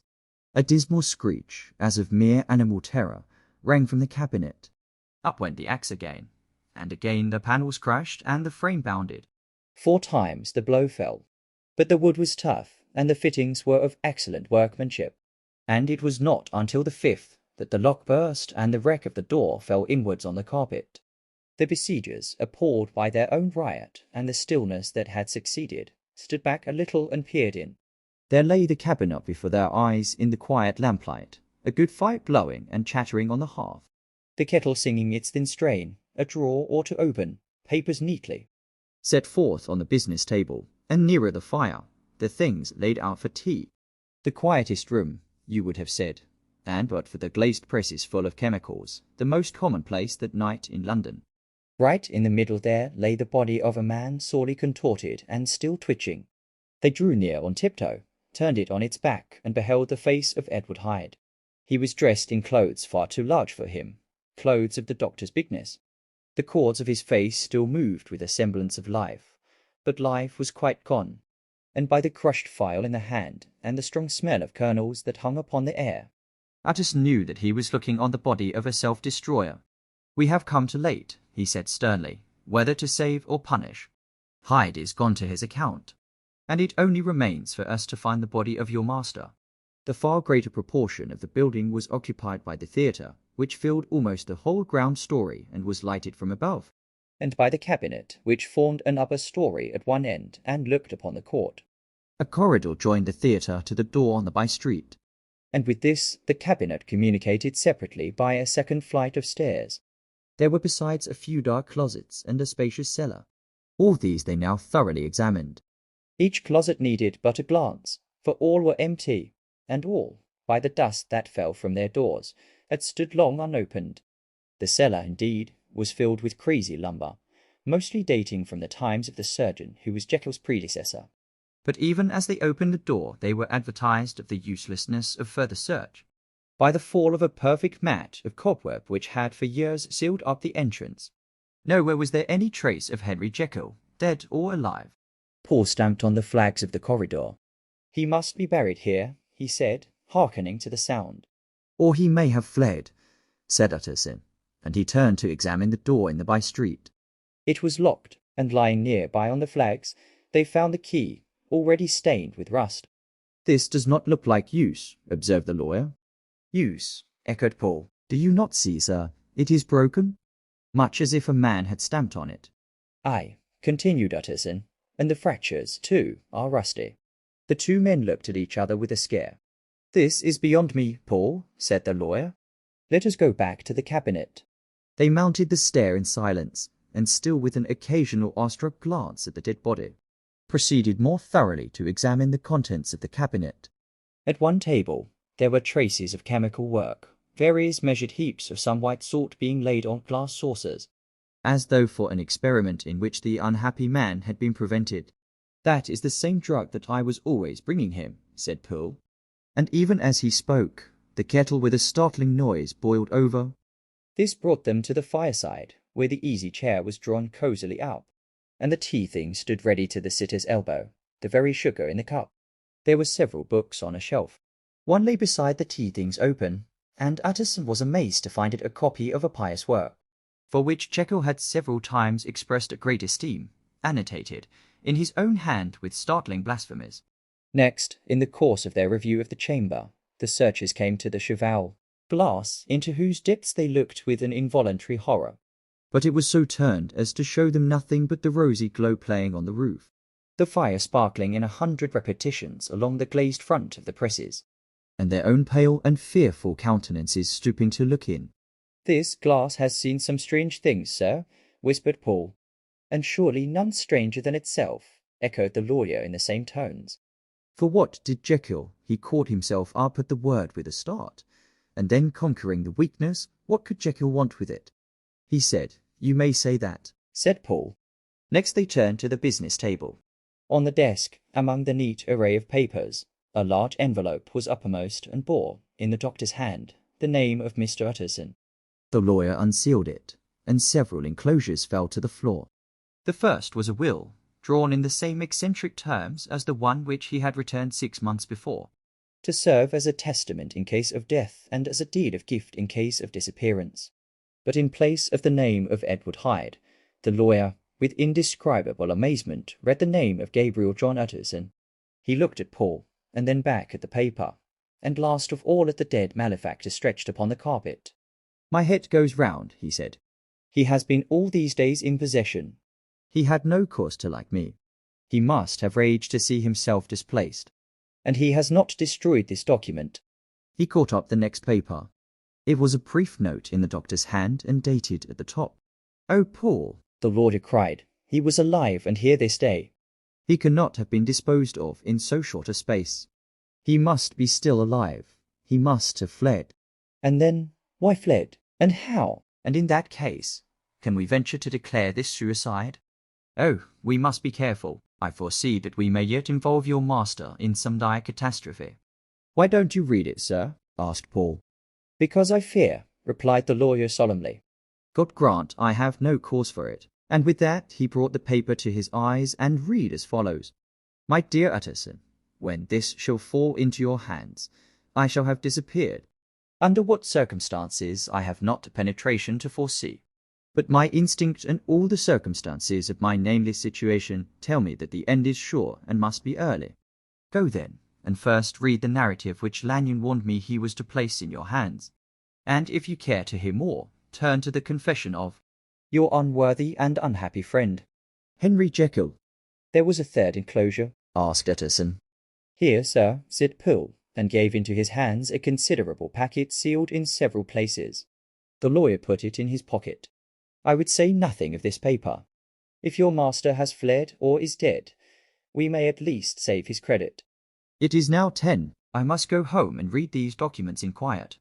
But I shall be back before midnight, when we shall send for the police." They went out, locking the door of the theatre behind them.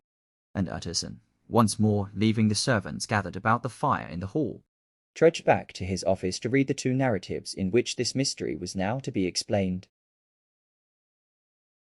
Dr. Lanyon's narrative. On the 9th of January, now 4 days ago, I received by the evening delivery a registered envelope, addressed in the hand of my colleague and old school companion, Henry Jekyll. I was a good deal surprised by this, for we were by no means in the habit of correspondence. I had seen the man, dined with him, indeed, the night before, and I could imagine nothing in our intercourse that should justify formality of registration. The contents increase my wonder, for this is how the letter ran. 20th December, 18. Dear Lanyon, you are one of my oldest friends.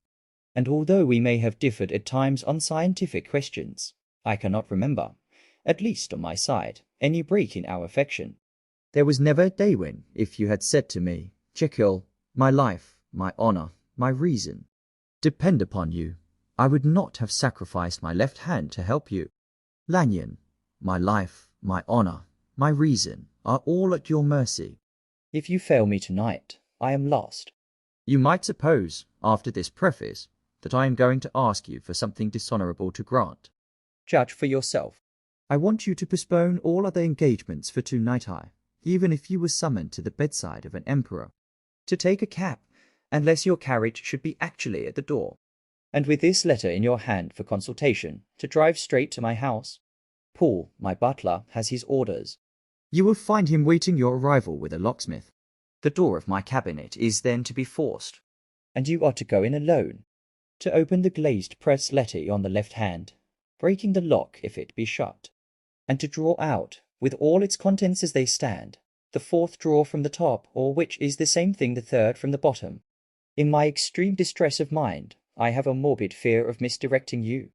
But even if I am in error, you may know the right drawer by its contents, some powders, a file, and a paper book. This drawer I beg of you to carry back with you to Cavendish Square exactly as it stands. That is the first part of the service. Now for the second. You should be back, if you set out at once on the receipt of this, long before midnight. But I will leave you that amount of margin, not only in the fear of one of those obstacles that can neither be prevented nor foreseen, but because an hour when your servants are in bed is to be preferred for what will then remain to do. At midnight, then, I have to ask you to be alone in your consulting room. To admit with your own hand into the house a man who will present himself in my name. And to place in his hands the drawer that you will have brought with you from my cabinet. Then you will have played your part and earned my gratitude completely. 5 minutes afterwards, if you insist upon an explanation, you will have understood that these arrangements are of capital importance, and that by the neglect of one of them, fantastic as they must appear, you might have charged your conscience with my death or the shipwreck of my reason. Confident as I am that you will not trifle with this appeal, my heart sinks and my hand trembles at the bare thought of such a possibility. Think of me at this hour, in a strange place, labouring under a blackness of distress that no fancy can exaggerate, and yet well aware that, if you will but punctually serve me, my troubles will roll away like a story that is told. Serve me, my dear Lanyon, and save your friend, H.A.J. P.S.S. I had already sealed this up when a fresh terror struck upon my soul. It is possible that the post office may fail me, and this letter not come into your hands until tomorrow morning. In that case, dear Lanyon, do my errand when it shall be most convenient for you in the course of the day. And once more expect my messenger at midnight. It may then already be too late. And if that night passes without event, you will know that you have seen the last of Henry Jekyll. Upon the reading of this letter, I made sure my colleague was insane. But till that was proved beyond the possibility of doubt, I felt bound to do as he requested. The less I understood of this farrago, the less I was in a position to judge of its importance. And an appeal so worded could not be set aside without a grave responsibility. I rose accordingly from table, got into a hansom, and drove straight to Jekyll's house. The butler was awaiting my arrival. He had received by the same post as mine a registered letter of instruction, and had sent at once for a locksmith and a carpenter. The tradesmen came while we were yet speaking, and we moved in a body to old Dr. Denman's surgical theatre, from which, as you are doubtless aware, Jekyll's private cabinet is most conveniently entered. The door was very strong, the lock excellent. The carpenter avowed he would have great trouble and have to do much damage if force were to be used, and the locksmith was near despair. But this last was a handy fellow, and after 2 hours' work, the door stood open.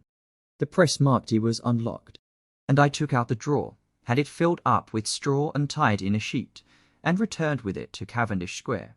Here I proceeded to examine its contents. The powders were neatly enough made up, but not with the nicety of the dispensing chemist, so that it was plain they were of Jekyll's private manufacture. And when I opened one of the wrappers I found what seemed to me a simple crystalline sort of a white colour. The phial, to which I next turned my attention, might have been about half full of a blood-red liquor, which was highly pungent to the sense of smell, and seemed to me to contain phosphorus and some volatile ether. At the other ingredients I could make no guess. The book was an ordinary version book, and contained little but a series of dates. These covered a period of many years, but I observed that the entries ceased nearly a year ago, and quite abruptly. Here and there a brief remark was appended to a date, usually no more. Then a single word, double, occurring perhaps 6 times in a total of several hundred entries, and once very early in the list, and followed by several marks of exclamation. Total failure. All this, though it whetted my curiosity, told me little that was definite. Here were a phial of some sort, and the record of a series of experiments that had led like too many of Jekyll's investigations to no end of practical usefulness. How could the presence of these articles in my house affect either the honour, the sanity, or the life of my flighty colleague? If his messenger could go to one place, why could he not go to another? And even granting some impediment, why was this gentleman to be received by me in secret? The more I reflected, the more convinced I grew that I was dealing with a case of cerebral disease. And though I dismissed my servants to bed, I loaded an old revolver that I might be found in some posture of self-defence. 12 o'clock had scarce rung out over London. ere the knocker sounded very gently on the door. I went myself for the summons, and found a small man crouching against the pillars of the portico. "Are you come from Dr. Jekyll?" I asked. He told me yes by a constrained gesture, And when I had bidden him enter, he did not obey me without a searching backward glance into the darkness of the square. There was a policeman not far off, advancing with his bull's eye open, and at the sight I thought my visitor started and made greater haste. These particulars struck me, I confess, disagreeably.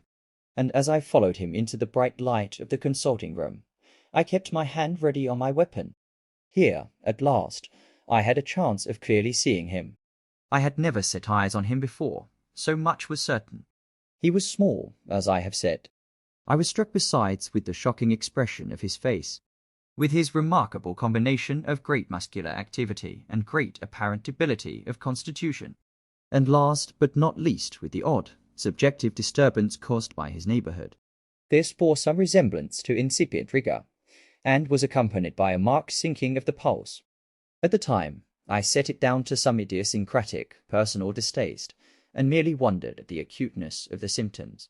But I have since had reason to believe the cause to lie much deeper in the nature of man, and to turn on some nobler hinge than the principle of hatred. This person who had thus, from the first moment of his entrance, struck in me what I can only describe as a disgustful curiosity, was dressed in a fashion that would have made an ordinary person laughable. His clothes, that is to say, although they were of rich and sober fabric, were enormously too large for him in every measurement, the trousers hanging on his legs and rolled up to keep them from the ground, the waist of the coat below his haunches, and the collar sprawling wide upon his shoulders. Strange to relate, this ludicrous accoutrement was far from moving me to laughter. Rather, as there was something abnormal and misbegotten in the very essence of the creature that now faced me. Something seizing, surprising, and revolting this fresh disparity seemed but to fit in with and to reinforce it. So that to my interest in the man's nature and character there was added a curiosity as to his origin, his life, his fortune and status in the world. These observations, though they have taken so great a space to be set down in, were yet the work of a few seconds. My visitor was, indeed, on fire with sombre excitement. "Have you got it?" he cried. "Have you got it?" And so lively was his impatience that he even laid his hand upon my arm and sought to shake me. I put him back, conscious at his touch of a certain icy pan along my blood. "Come, sir," said I. "You forget that I have not yet the pleasure of your acquaintance. Be seated, if you please." And I showed him an example, and sat down myself in my customary seat, and with as fair an imitation of my ordinary manner to a patient, as the lateness of the hour, the nature of my preoccupations, and the horror I had of my visitor, would suffer me to muster. "I beg your pardon, Dr. Lanyon," he replied civilly enough. "What you say is very well founded, and my impatience has shown its heels to my politeness. I come here at the instance of your colleague, Dr. Henry Jekyll, on a piece of business of some moment." And I understood. He paused and put his hand to his throat, and I could see, in spite of his collected manner, that he was wrestling against the approaches of the hysteria. I understood a draw. But here I took pity on my visitor's suspense, and some perhaps on my own growing curiosity.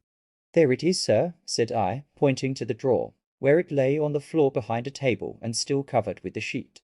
He sprang to it, and then paused, and laid his hand upon his heart. I could hear his teeth grate with the convulsive action of his jaws. And his face was so ghastly to see that I grew alarmed both for his life and reason. "Compose yourself," said I. He turned a dreadful smile to me, and as if with the decision of despair, plucked away the sheet. At sight of the contents, he uttered one loud sob of such immense relief that I sat petrified. And the next moment, in a voice that was already fairly well under control, "Have you a graduated glass?" he asked. I rose from my place with something of an effort and gave him what he asked. He thanked me with a smiling nod, measured out a few minims of the red tincture and added one of the powders. The mixture, which was at first of a reddish hue, began, in proportion as the crystals melted, to brighten in colour, to effervesce audibly, and to throw off small fumes of vapour. Suddenly and at the same moment, the ebullition ceased and the compound changed to a dark purple, which faded again more slowly to a watery green. My visitor, who had watched these metamorphoses with a keen eye, smiled, set down the glass upon the table, and then turned and looked upon me with an air of scrutiny. "And now," said he, "to settle what remains. Will you be wise? Will you be guided? Will you suffer me to take this glass in my hand, and to go forth from your house without further parley? Or has the greed of curiosity too much command of you? Think before you answer, for it shall be done as you decide. As you decide, you shall be left as you were before, and neither richer nor wiser, unless the sense of service rendered to a man in mortal distress may be counted as a kind of riches of the soul. Or, if you shall so prefer to choose, a new province of knowledge and new avenues to fame and power shall be laid open to you, here, in this room, upon the instant, and your sight shall be blasted by a prodigy to stagger the unbelief of Satan." "Sir," said I, affecting a coolness that I was far from truly possessing, "you speak enigmas, and you will perhaps not wonder that I hear you with no very strong impression of belief. But I have gone too far in the way of inexplicable services to pause before I see the end." "It is well," replied my visitor. "Lanyon, you remember your vows. What follows is under the seal of our profession. And now, you who have so long been bound to the most narrow and material views, you who have denied the virtue of transcendental medicine, you who have derided your superiors, behold." He put the glass to his lips and drank at one gulp. A cry followed. He reeled, staggered, clutched at the table, and held on, staring with injected eyes, gasping with open mouth. And as I looked there came, I thought, a change. He seemed to swell. His face became suddenly black, and the features seemed to melt and alter, and the next moment I had sprung to my feet and leaped back against the wall, my arms raised to shield me from that prodigy, my mind submerged in terror. "Oh God!" I screamed, and "Oh God!" again and again, for there before my eyes, pale and shaken and half fainting, and groping before him with his hands, like a man restored from death, there stood Henry Jekyll. What he told me in the next hour, I cannot bring my mind to set on paper. I saw what I saw, I heard what I heard, and my soul sickened at it. And yet now, when that sight has faded from my eyes, I ask myself if I believe it, and I cannot answer.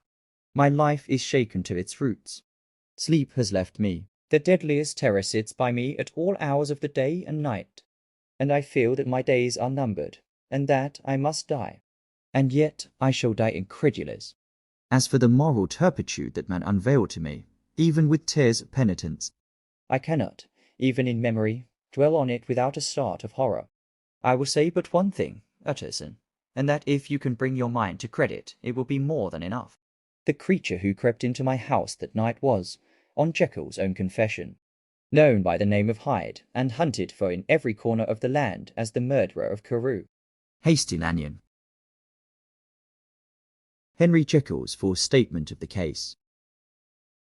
I was born in the year 18 to a large fortune, endowed besides with excellent parts, inclined by nature to industry, fond of the respect of the wise and good among my fellowmen, and thus, as might have been supposed, with every guarantee of an honourable and distinguished future. And indeed, the worst of my faults was a certain impatient gaiety of disposition, such as has made the happiness of many, but such as I found it hard to reconcile with my imperious desire to carry my head high, and wear a more than commonly grave countenance before the public. Hence it came about that I concealed my pleasures, and that when I reached years of reflection, and began to look round me, and take stock of my progress and position in the world, I stood already committed to a profound duplicity of life. Many a man would have even blazoned such irregularities as I was guilty of. But from the high views that I had set before me, I regarded and hid them with an almost morbid sense of shame. It was thus rather the exacting nature of my aspirations than any particular degradation in my faults that made me what I was, and with even a deeper trench than in the majority of men, severed in me those provinces of good and ill which divide and compound man's dual nature.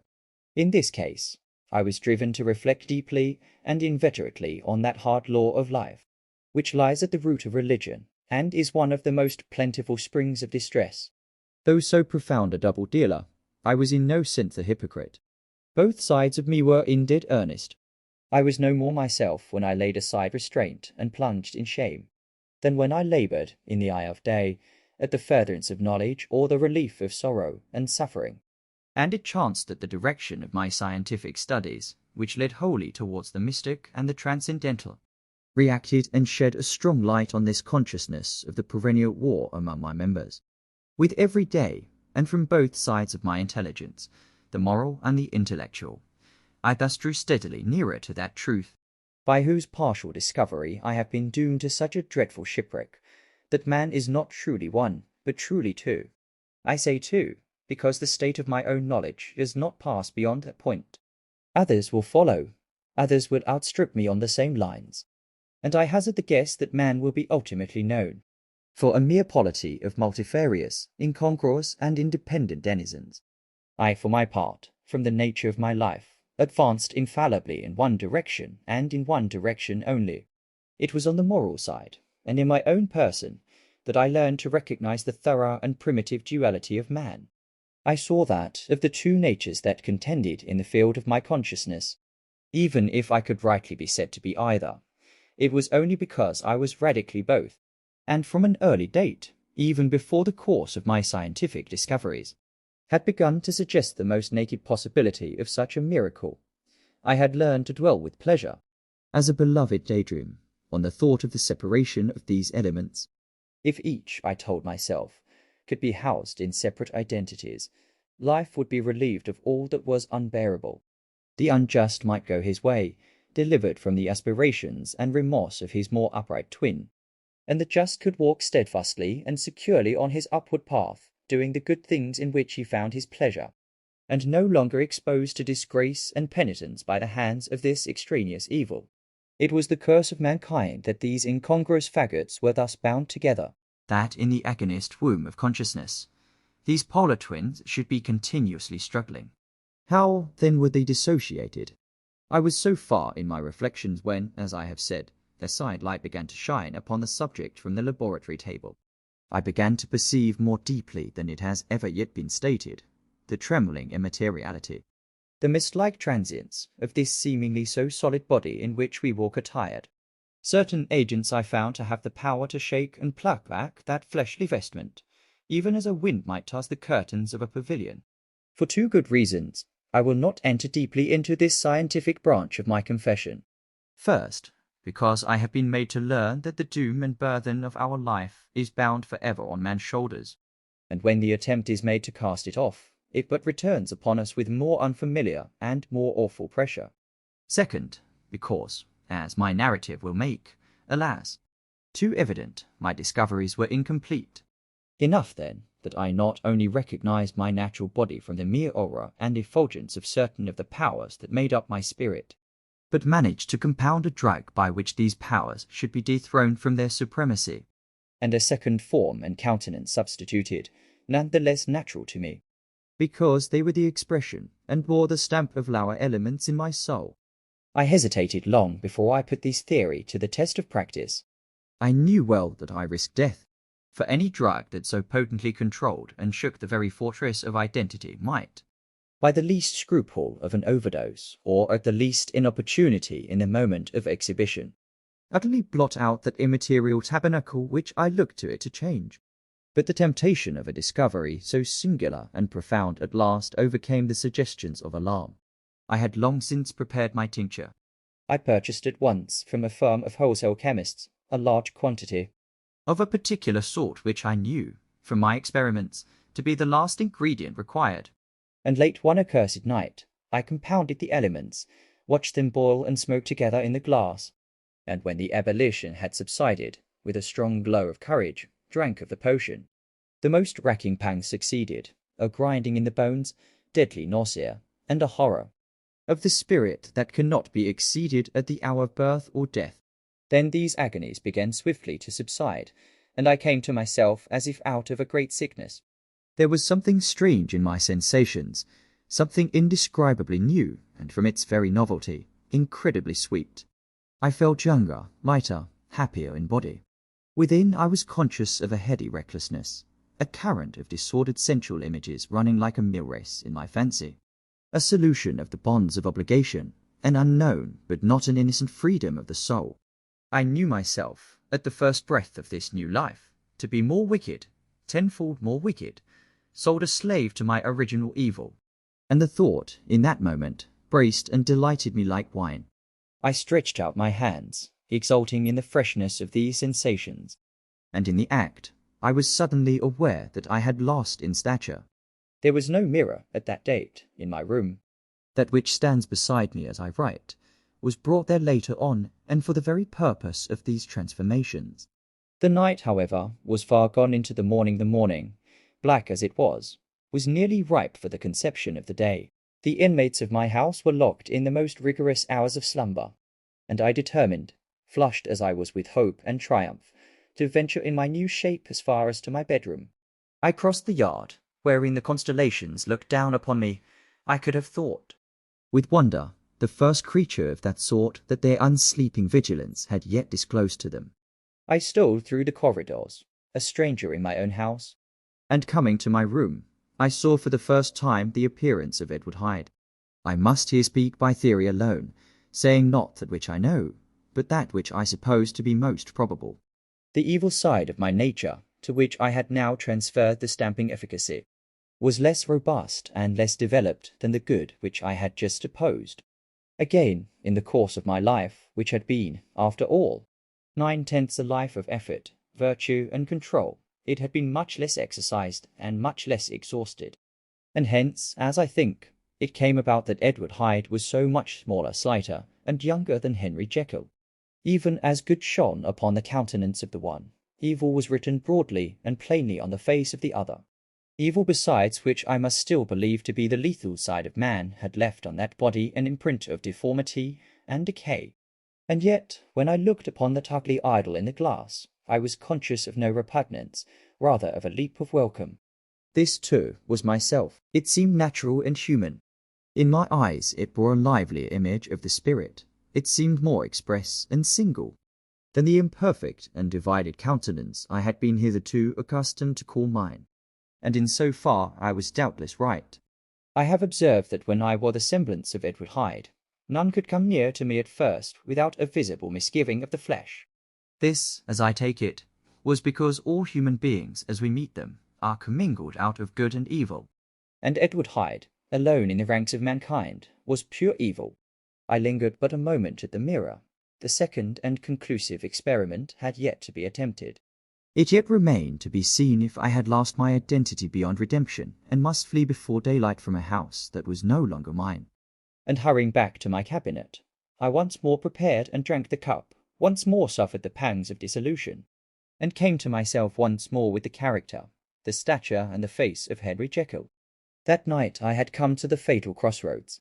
Had I approached my discovery in a more noble spirit, had I risked the experiment while under the empire of generous or pious aspirations, all must have been otherwise, and from these agonies of death and birth, I had come forth an angel instead of a fiend.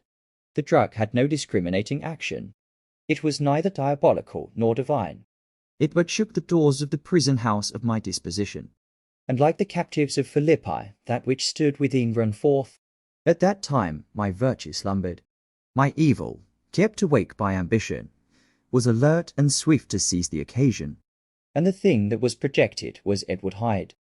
Hence, although I had now two characters as well as two appearances, one was wholly evil, and the other was still the old Henry Jekyll, that incongruous compound of whose reformation and improvement I had already learned to despair. The movement was thus wholly toward the worse. Even at that time, I had not conquered my aversions to the dryness of a life of study. I would still be merrily disposed at times.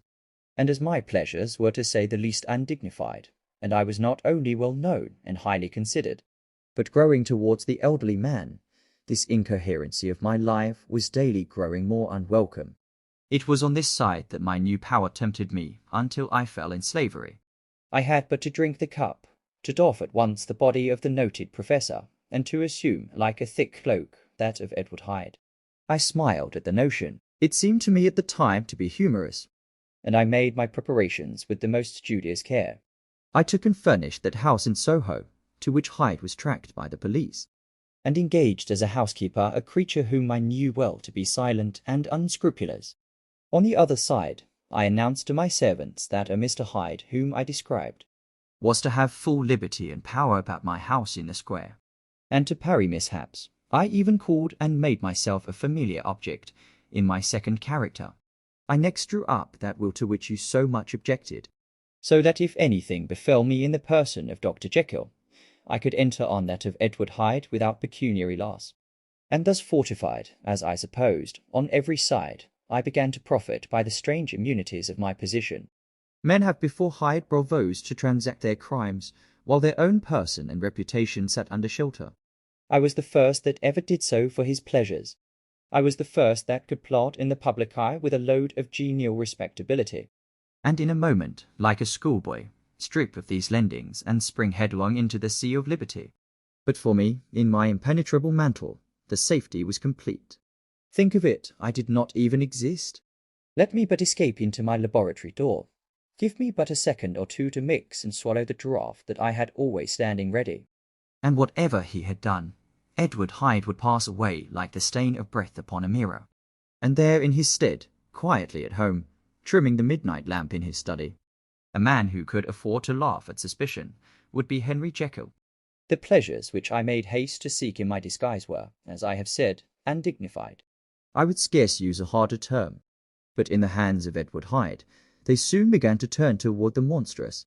When I would come back from these excursions, I was often plunged into a kind of wonder at my vicarious depravity. This familiar that I called out of my own soul, and sent forth alone to do his good pleasure, was a being inherently malign and villainous. His every act and thought centred on self, drinking pleasure with bestial avidity from any degree of torture to another. Relentless like a man of stone, Henry Jekyll stood at times aghast before the acts of Edward Hyde. but the situation was apart from ordinary laws, and insidiously relaxed the grasp of conscience. It was Hyde, after all, and Hyde alone, that was guilty. Jekyll was no worse. He woke again to his good qualities, seemingly unimpaired. He would even make haste, where it was possible, to undo the evil done by Hyde. And thus his conscience slumbered. Into the details of the infamy at which I thus connived, for even now I can scarce grant that I committed it, I have no design of entering. I mean but to point out the warnings and the successive steps with which my chastisement approached. I met with one accident which, as it brought on no consequence, I shall no more than mention. An act of cruelty to a child aroused against me the anger of a passer-by, whom I recognized the other day in the person of your kinsman. The doctor and the child's family joined him. There were moments when I feared for my life. And at last, in order to pacify their too just resentment, Edward Hyde had to bring them to the door, and pay them in a cheque drawn in the name of Henry Jekyll. But this danger was easily eliminated from the future, by opening an account at another bank in the name of Edward Hyde himself. And when, by sloping my own hand backward, I had supplied my double with a signature, I thought I sat beyond the reach of fate. Some 2 months before the murder of Sir Danvers, I had been out for one of my adventures, had returned at a late hour, and woke the next day in bed with somewhat odd sensations. It was in vain I looked about me.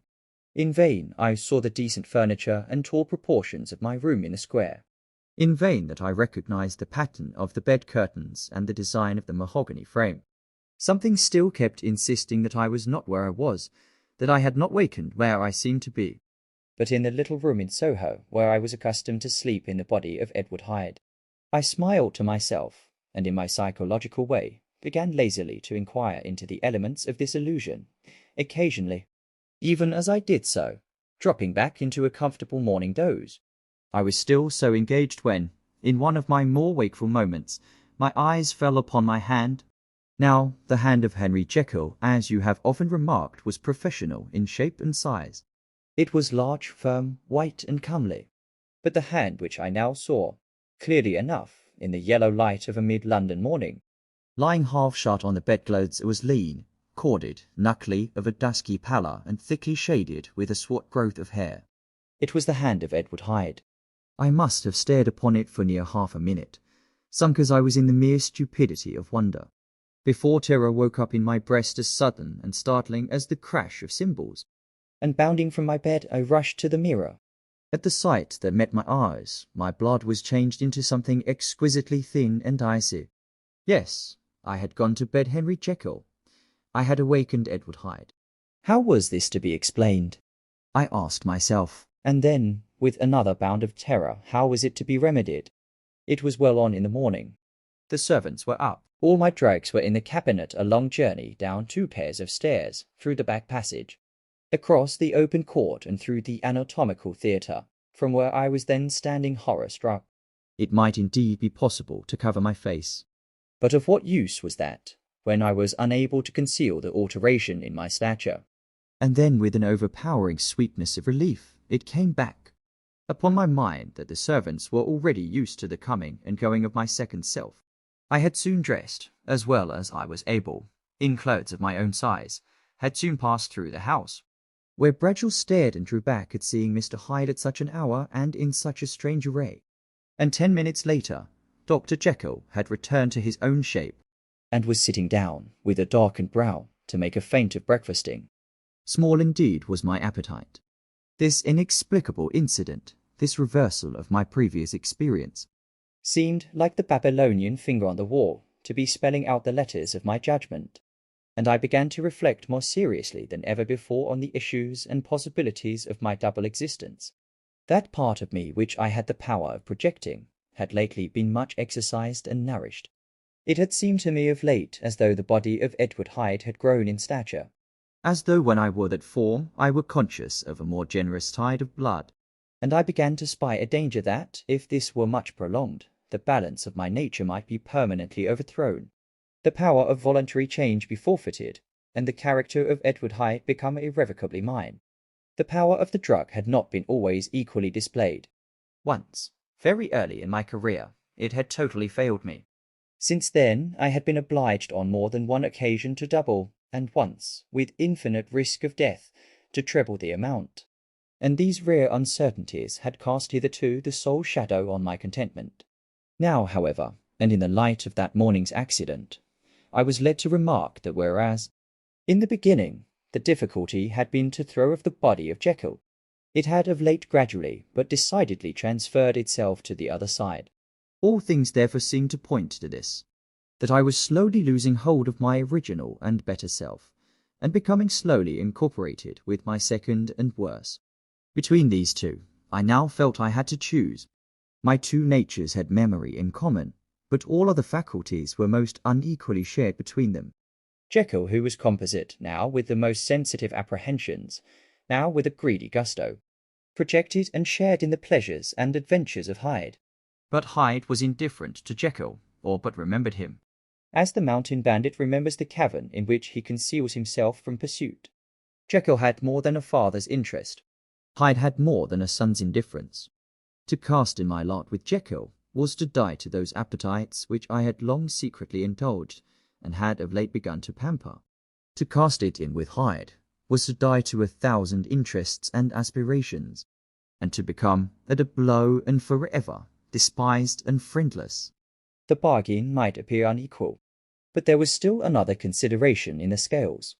For while Jekyll would suffer smartingly in the fires of abstinence, Hyde would be not even conscious of all that he had lost.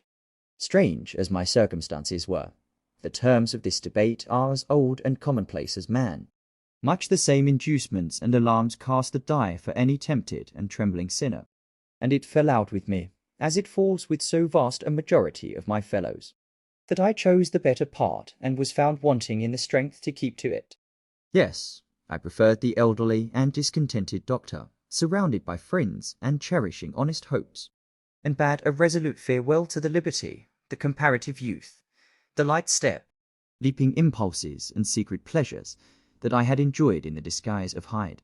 I made this choice perhaps with some unconscious reservation, for I neither gave up the house in Soho, nor destroyed the clothes of Edward Hyde, which still lay ready in my cabinet. For 2 months, however, I was true to my determination. For 2 months I led a life of such severity as I had never before attained to, and enjoyed the compensations of an approving conscience. But time began at last to obliterate the freshness of my alarm. The praises of conscience began to grow into a thing of course. I began to be tortured with throes and longings, as of Hyde struggling after freedom. And at last, in an hour of moral weakness, I once again compounded and swallowed the transforming draught.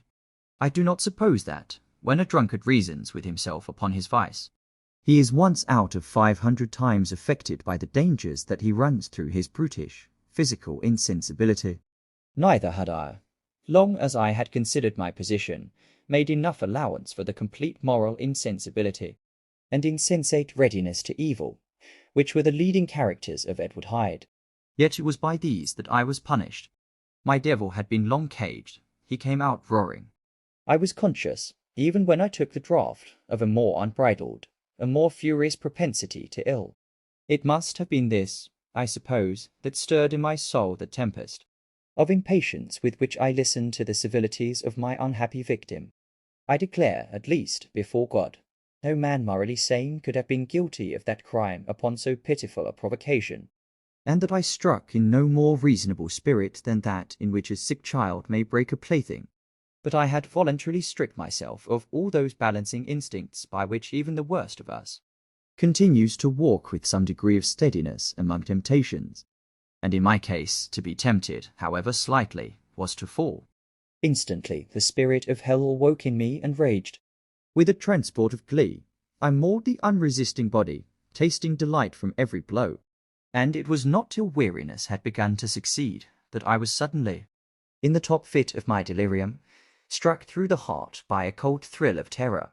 A mist dispersed. I saw my life to be forfeit, and fled from the scene of these excesses, at once glorying and trembling. My lust of evil gratified and stimulated, my love of life screwed to the topmost peg. I ran to the house in Soho, and to make assurance doubly sure destroyed my papers.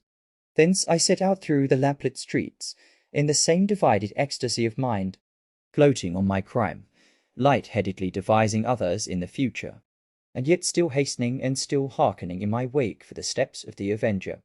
Hyde had a song upon his lips as he compounded a draught, and as he drank it, pledged the dead man. The pangs of transformation had not done tearing him before Henry Jekyll, with streaming tears of gratitude and remorse, had fallen upon his knees and lifted his clasped hands to God. The veil of self-indulgence was rent from head to foot. I saw my life as a whole. I followed it up from the days of childhood, when I had walked with my father's hand, and through the self-denying toils of my professional life, to arrive again and again, with the same sense of unreality, at the damned horrors of the evening. I could have screamed aloud. I sought with tears and prayers to smother down the crowd of hideous images and sounds with which my memory swarmed against me. And still, between the petitions, the ugly face of my iniquity stared into my soul. As the acuteness of this remorse began to die away, it was succeeded by a sense of joy. The problem of my conduct was solved. Hyde was thenceforth impossible. Whether I would or not, I was now confined to the better part of my existence. And oh, how I rejoiced to think of it! With what willing humility I embraced anew the restrictions of natural life! With what sincere renunciation I locked the door by which I had so often gone and come, and ground the key under my heel! The next day came the news that the murder had not been overlooked, that the guilt of Hyde was patent to the world, and that the victim was a man high in public estimation. It was not only a crime, it had been a tragic folly. I think I was glad to know it. I think I was glad to have my better impulses thus buttressed and guarded by the terrors of the scaffold. Jekyll was now my city of refuge. Let but Hyde peep out an instant, and the hands of all men would be raised to take and slay him. I resolved in my future conduct to redeem the past, and I can say with honesty that my resolve was fruitful of some good. You know yourself how earnestly, in the last months of the last year, I laboured to relieve suffering. You know that much was done for others, and that the days passed quietly, almost happily for myself. Nor can I truly say that I wearied of this beneficent and innocent life. I think instead that I daily enjoyed it more completely. But I was still cursed with my duality of purpose, and as the first edge of my penitence wore off, the lower side of me, so long indulged, so recently chained down, began to growl for license. Not that I dreamed of resuscitating Hyde. The bare idea of that would startle me to frenzy. No, it was in my own person that I was once more tempted to trifle with my conscience. And it was as an ordinary secret sinner that I at last fell before the assaults of temptation. There comes an end to all things. The most capacious measure is filled at last, and this brief condescension to my evil finally destroyed the balance of my soul. And yet I was not alarmed. The fall seemed natural, like a return to the old days before I had made my discovery. It was a fine, clear, January day, wet underfoot where the frost had melted, but cloudless overhead. And the Regent's Park was full of winter cherubins and sweet with spring odours. I sat in the sun on a bench, the animal within me licking the chops of memory, the spiritual side a little drowsed, promising subsequent penitence, but not yet moved to begin. After all, I reflected, I was like my neighbours. And then I smiled, comparing myself with other men, comparing my active goodwill with the lazy cruelty of their neglect. And at the very moment of that vainglorious thought, a qualm came over me, a horrid nausea, and the most deadly shuddering. These passed away, and left me faint. And then, as in its turn faintness subsided, I began to be aware of a change in the temper of my thoughts, a greater boldness, a contempt of danger, a solution of the bonds of obligation. I looked down. My clothes hung formlessly on my shrunken limbs. The hand that lay on my knee was corded and hairy. I was once more Edward Hyde. A moment before I had been safe of all men's respect, wealthy, beloved, the cloth laying for me in the dining room at home. And now I was the common quarry of mankind, hunted, houseless, a known murderer, thrall to the gallows. My reason wavered, but it did not fail me utterly. I have more than once observed that in my second character, my faculties seemed sharpened to a point, and my spirits more tensely elastic. Thus it came about that, where Jekyll perhaps might have succumbed, Hyde rose to the importance of the moment. My drugs were in one of the presses of my cabinet. How was I to reach them? That was the problem that, crushing my temples in my hands, I set myself to solve. The laboratory door I had closed. If I sought to enter by the house, my own servants would consign me to the gallows. I saw I must employ another hand, and thought of Lanyon. How was he to be reached? How persuaded, supposing that I escaped capture in the streets, how was I to make my way into his presence? And how should I, an unknown and displeasing visitor, prevail on the famous physician to rifle the study of his colleague, Dr. Jekyll? Then I remembered that of my original character. One part remained to me. I could write my own hand. And once I had conceived that kindling spark, the way that I must follow became lighted up from end to end. Thereupon I arranged my clothes as best I could, and summoning a passing hansom, drove to an hotel in Portland Street, the name of which I chanced to remember. At my appearance, which was indeed comical enough, however tragic a fate these garments covered, the driver could not conceal his mirth. I gnashed my teeth upon him with a gust of devilish fury, and the smile withered from his face happily for him, yet more happily for myself, for in another instant I had certainly dragged him from his perch. At the inn, as I entered, I looked about me with so black a countenance as made the attendants tremble. Not a look did they exchange in my presence, but obsequiously took my orders, led me to a private room, and brought me wherewithal to write. Hyde in danger of his life was a creature new to me, shaken with inordinate anger, strung to the pitch of murder, lusting to inflict pain. Yet the creature was astute, mastered his fury with a great effort of the will, composed his two important letters, one to Lanyon and one to Paul, and that he might receive actual evidence of their being posted, sent them out with directions that they should be registered. Thenceforward, he sat all day over the fire in the private room, gnawing his nails. There he dined, sitting alone with his fears, the waiter visibly quailing before his eye. And thence, when the night was fully come, he set forth in the corner of a closed cab, and was driven to and fro about the streets of the city. He, I say, I cannot say, I. That child of hell had nothing human. Nothing lived in him but fear and hatred. And when at last, thinking the driver had begun to grow suspicious, he discharged the cab and ventured on foot, attired in his misfitting clothes, an object marked out for observation. Into the midst of the nocturnal passengers, these two base passions raged within him like a tempest. He walked fast, hunted by his fears, chattering to himself, skulking through the less frequented thoroughfares, counting the minutes that still divided him from midnight. Once a woman spoke to him, offering, I think, a box of lights. He smote her in the face, and she fled. When I came to myself at Lanyon's, the horror of my old friend perhaps affected me somewhat. I do not know. It was at least but a drop in the sea to the abhorrence with which I looked back upon these hours. A change had come over me. It was no longer the fear of the gallows. It was the horror of being Hyde that racked me. I received Lanyon's condemnation partly in a dream. It was partly in a dream that I came home to my own house and got into bed. I slept after the prostration of the day, with a stringent and profound slumber, which not even the nightmares that wrung me could avail to break. I awoke in the morning shaken, weakened, but refreshed. I still hated and feared the thought of the brute that slept within me. And I had not of course forgotten the appalling dangers of the day before, but I was once more at home, in my own house and close to my drugs. And gratitude for my escape shone so strong in my soul that it almost rivaled the brightness of hope. I was stepping leisurely across the court after breakfast, drinking the chill of the air with pleasure, when I was seized again with those indescribable sensations that heralded the change.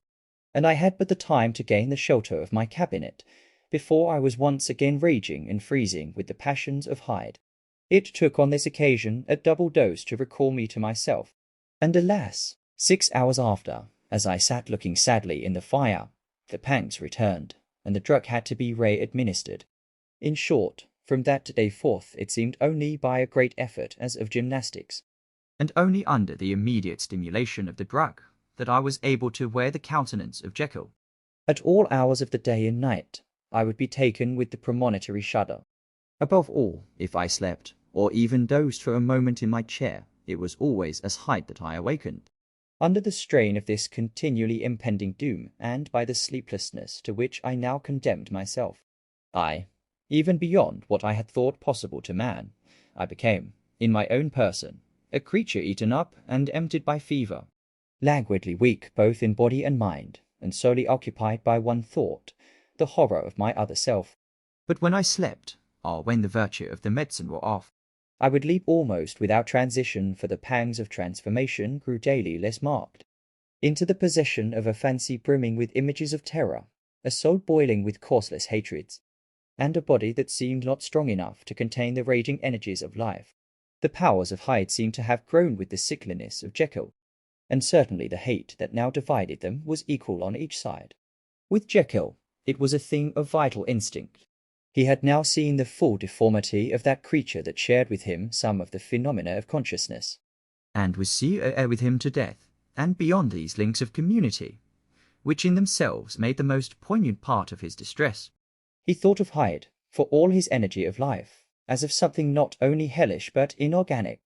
This was the shocking thing, that the slime of the pit seemed to utter cries and voices, that the amorphous dust gesticulated and sinned, that what was dead, and had no shape, should usurp the offices of life, and this again, that insurgent horror was knit to him closer than a wife, closer than an eye, lay caged in his flesh, where he heard it mutter and felt it struggle to be born, and at every hour of weakness, and in the confidence of slumber, prevailed against him, and deposed him out of life. The hatred of Hyde for Jekyll was of a different order. His terror of the gallows drove him continually to commit temporary suicide, and return to his subordinate station of a part instead of a person.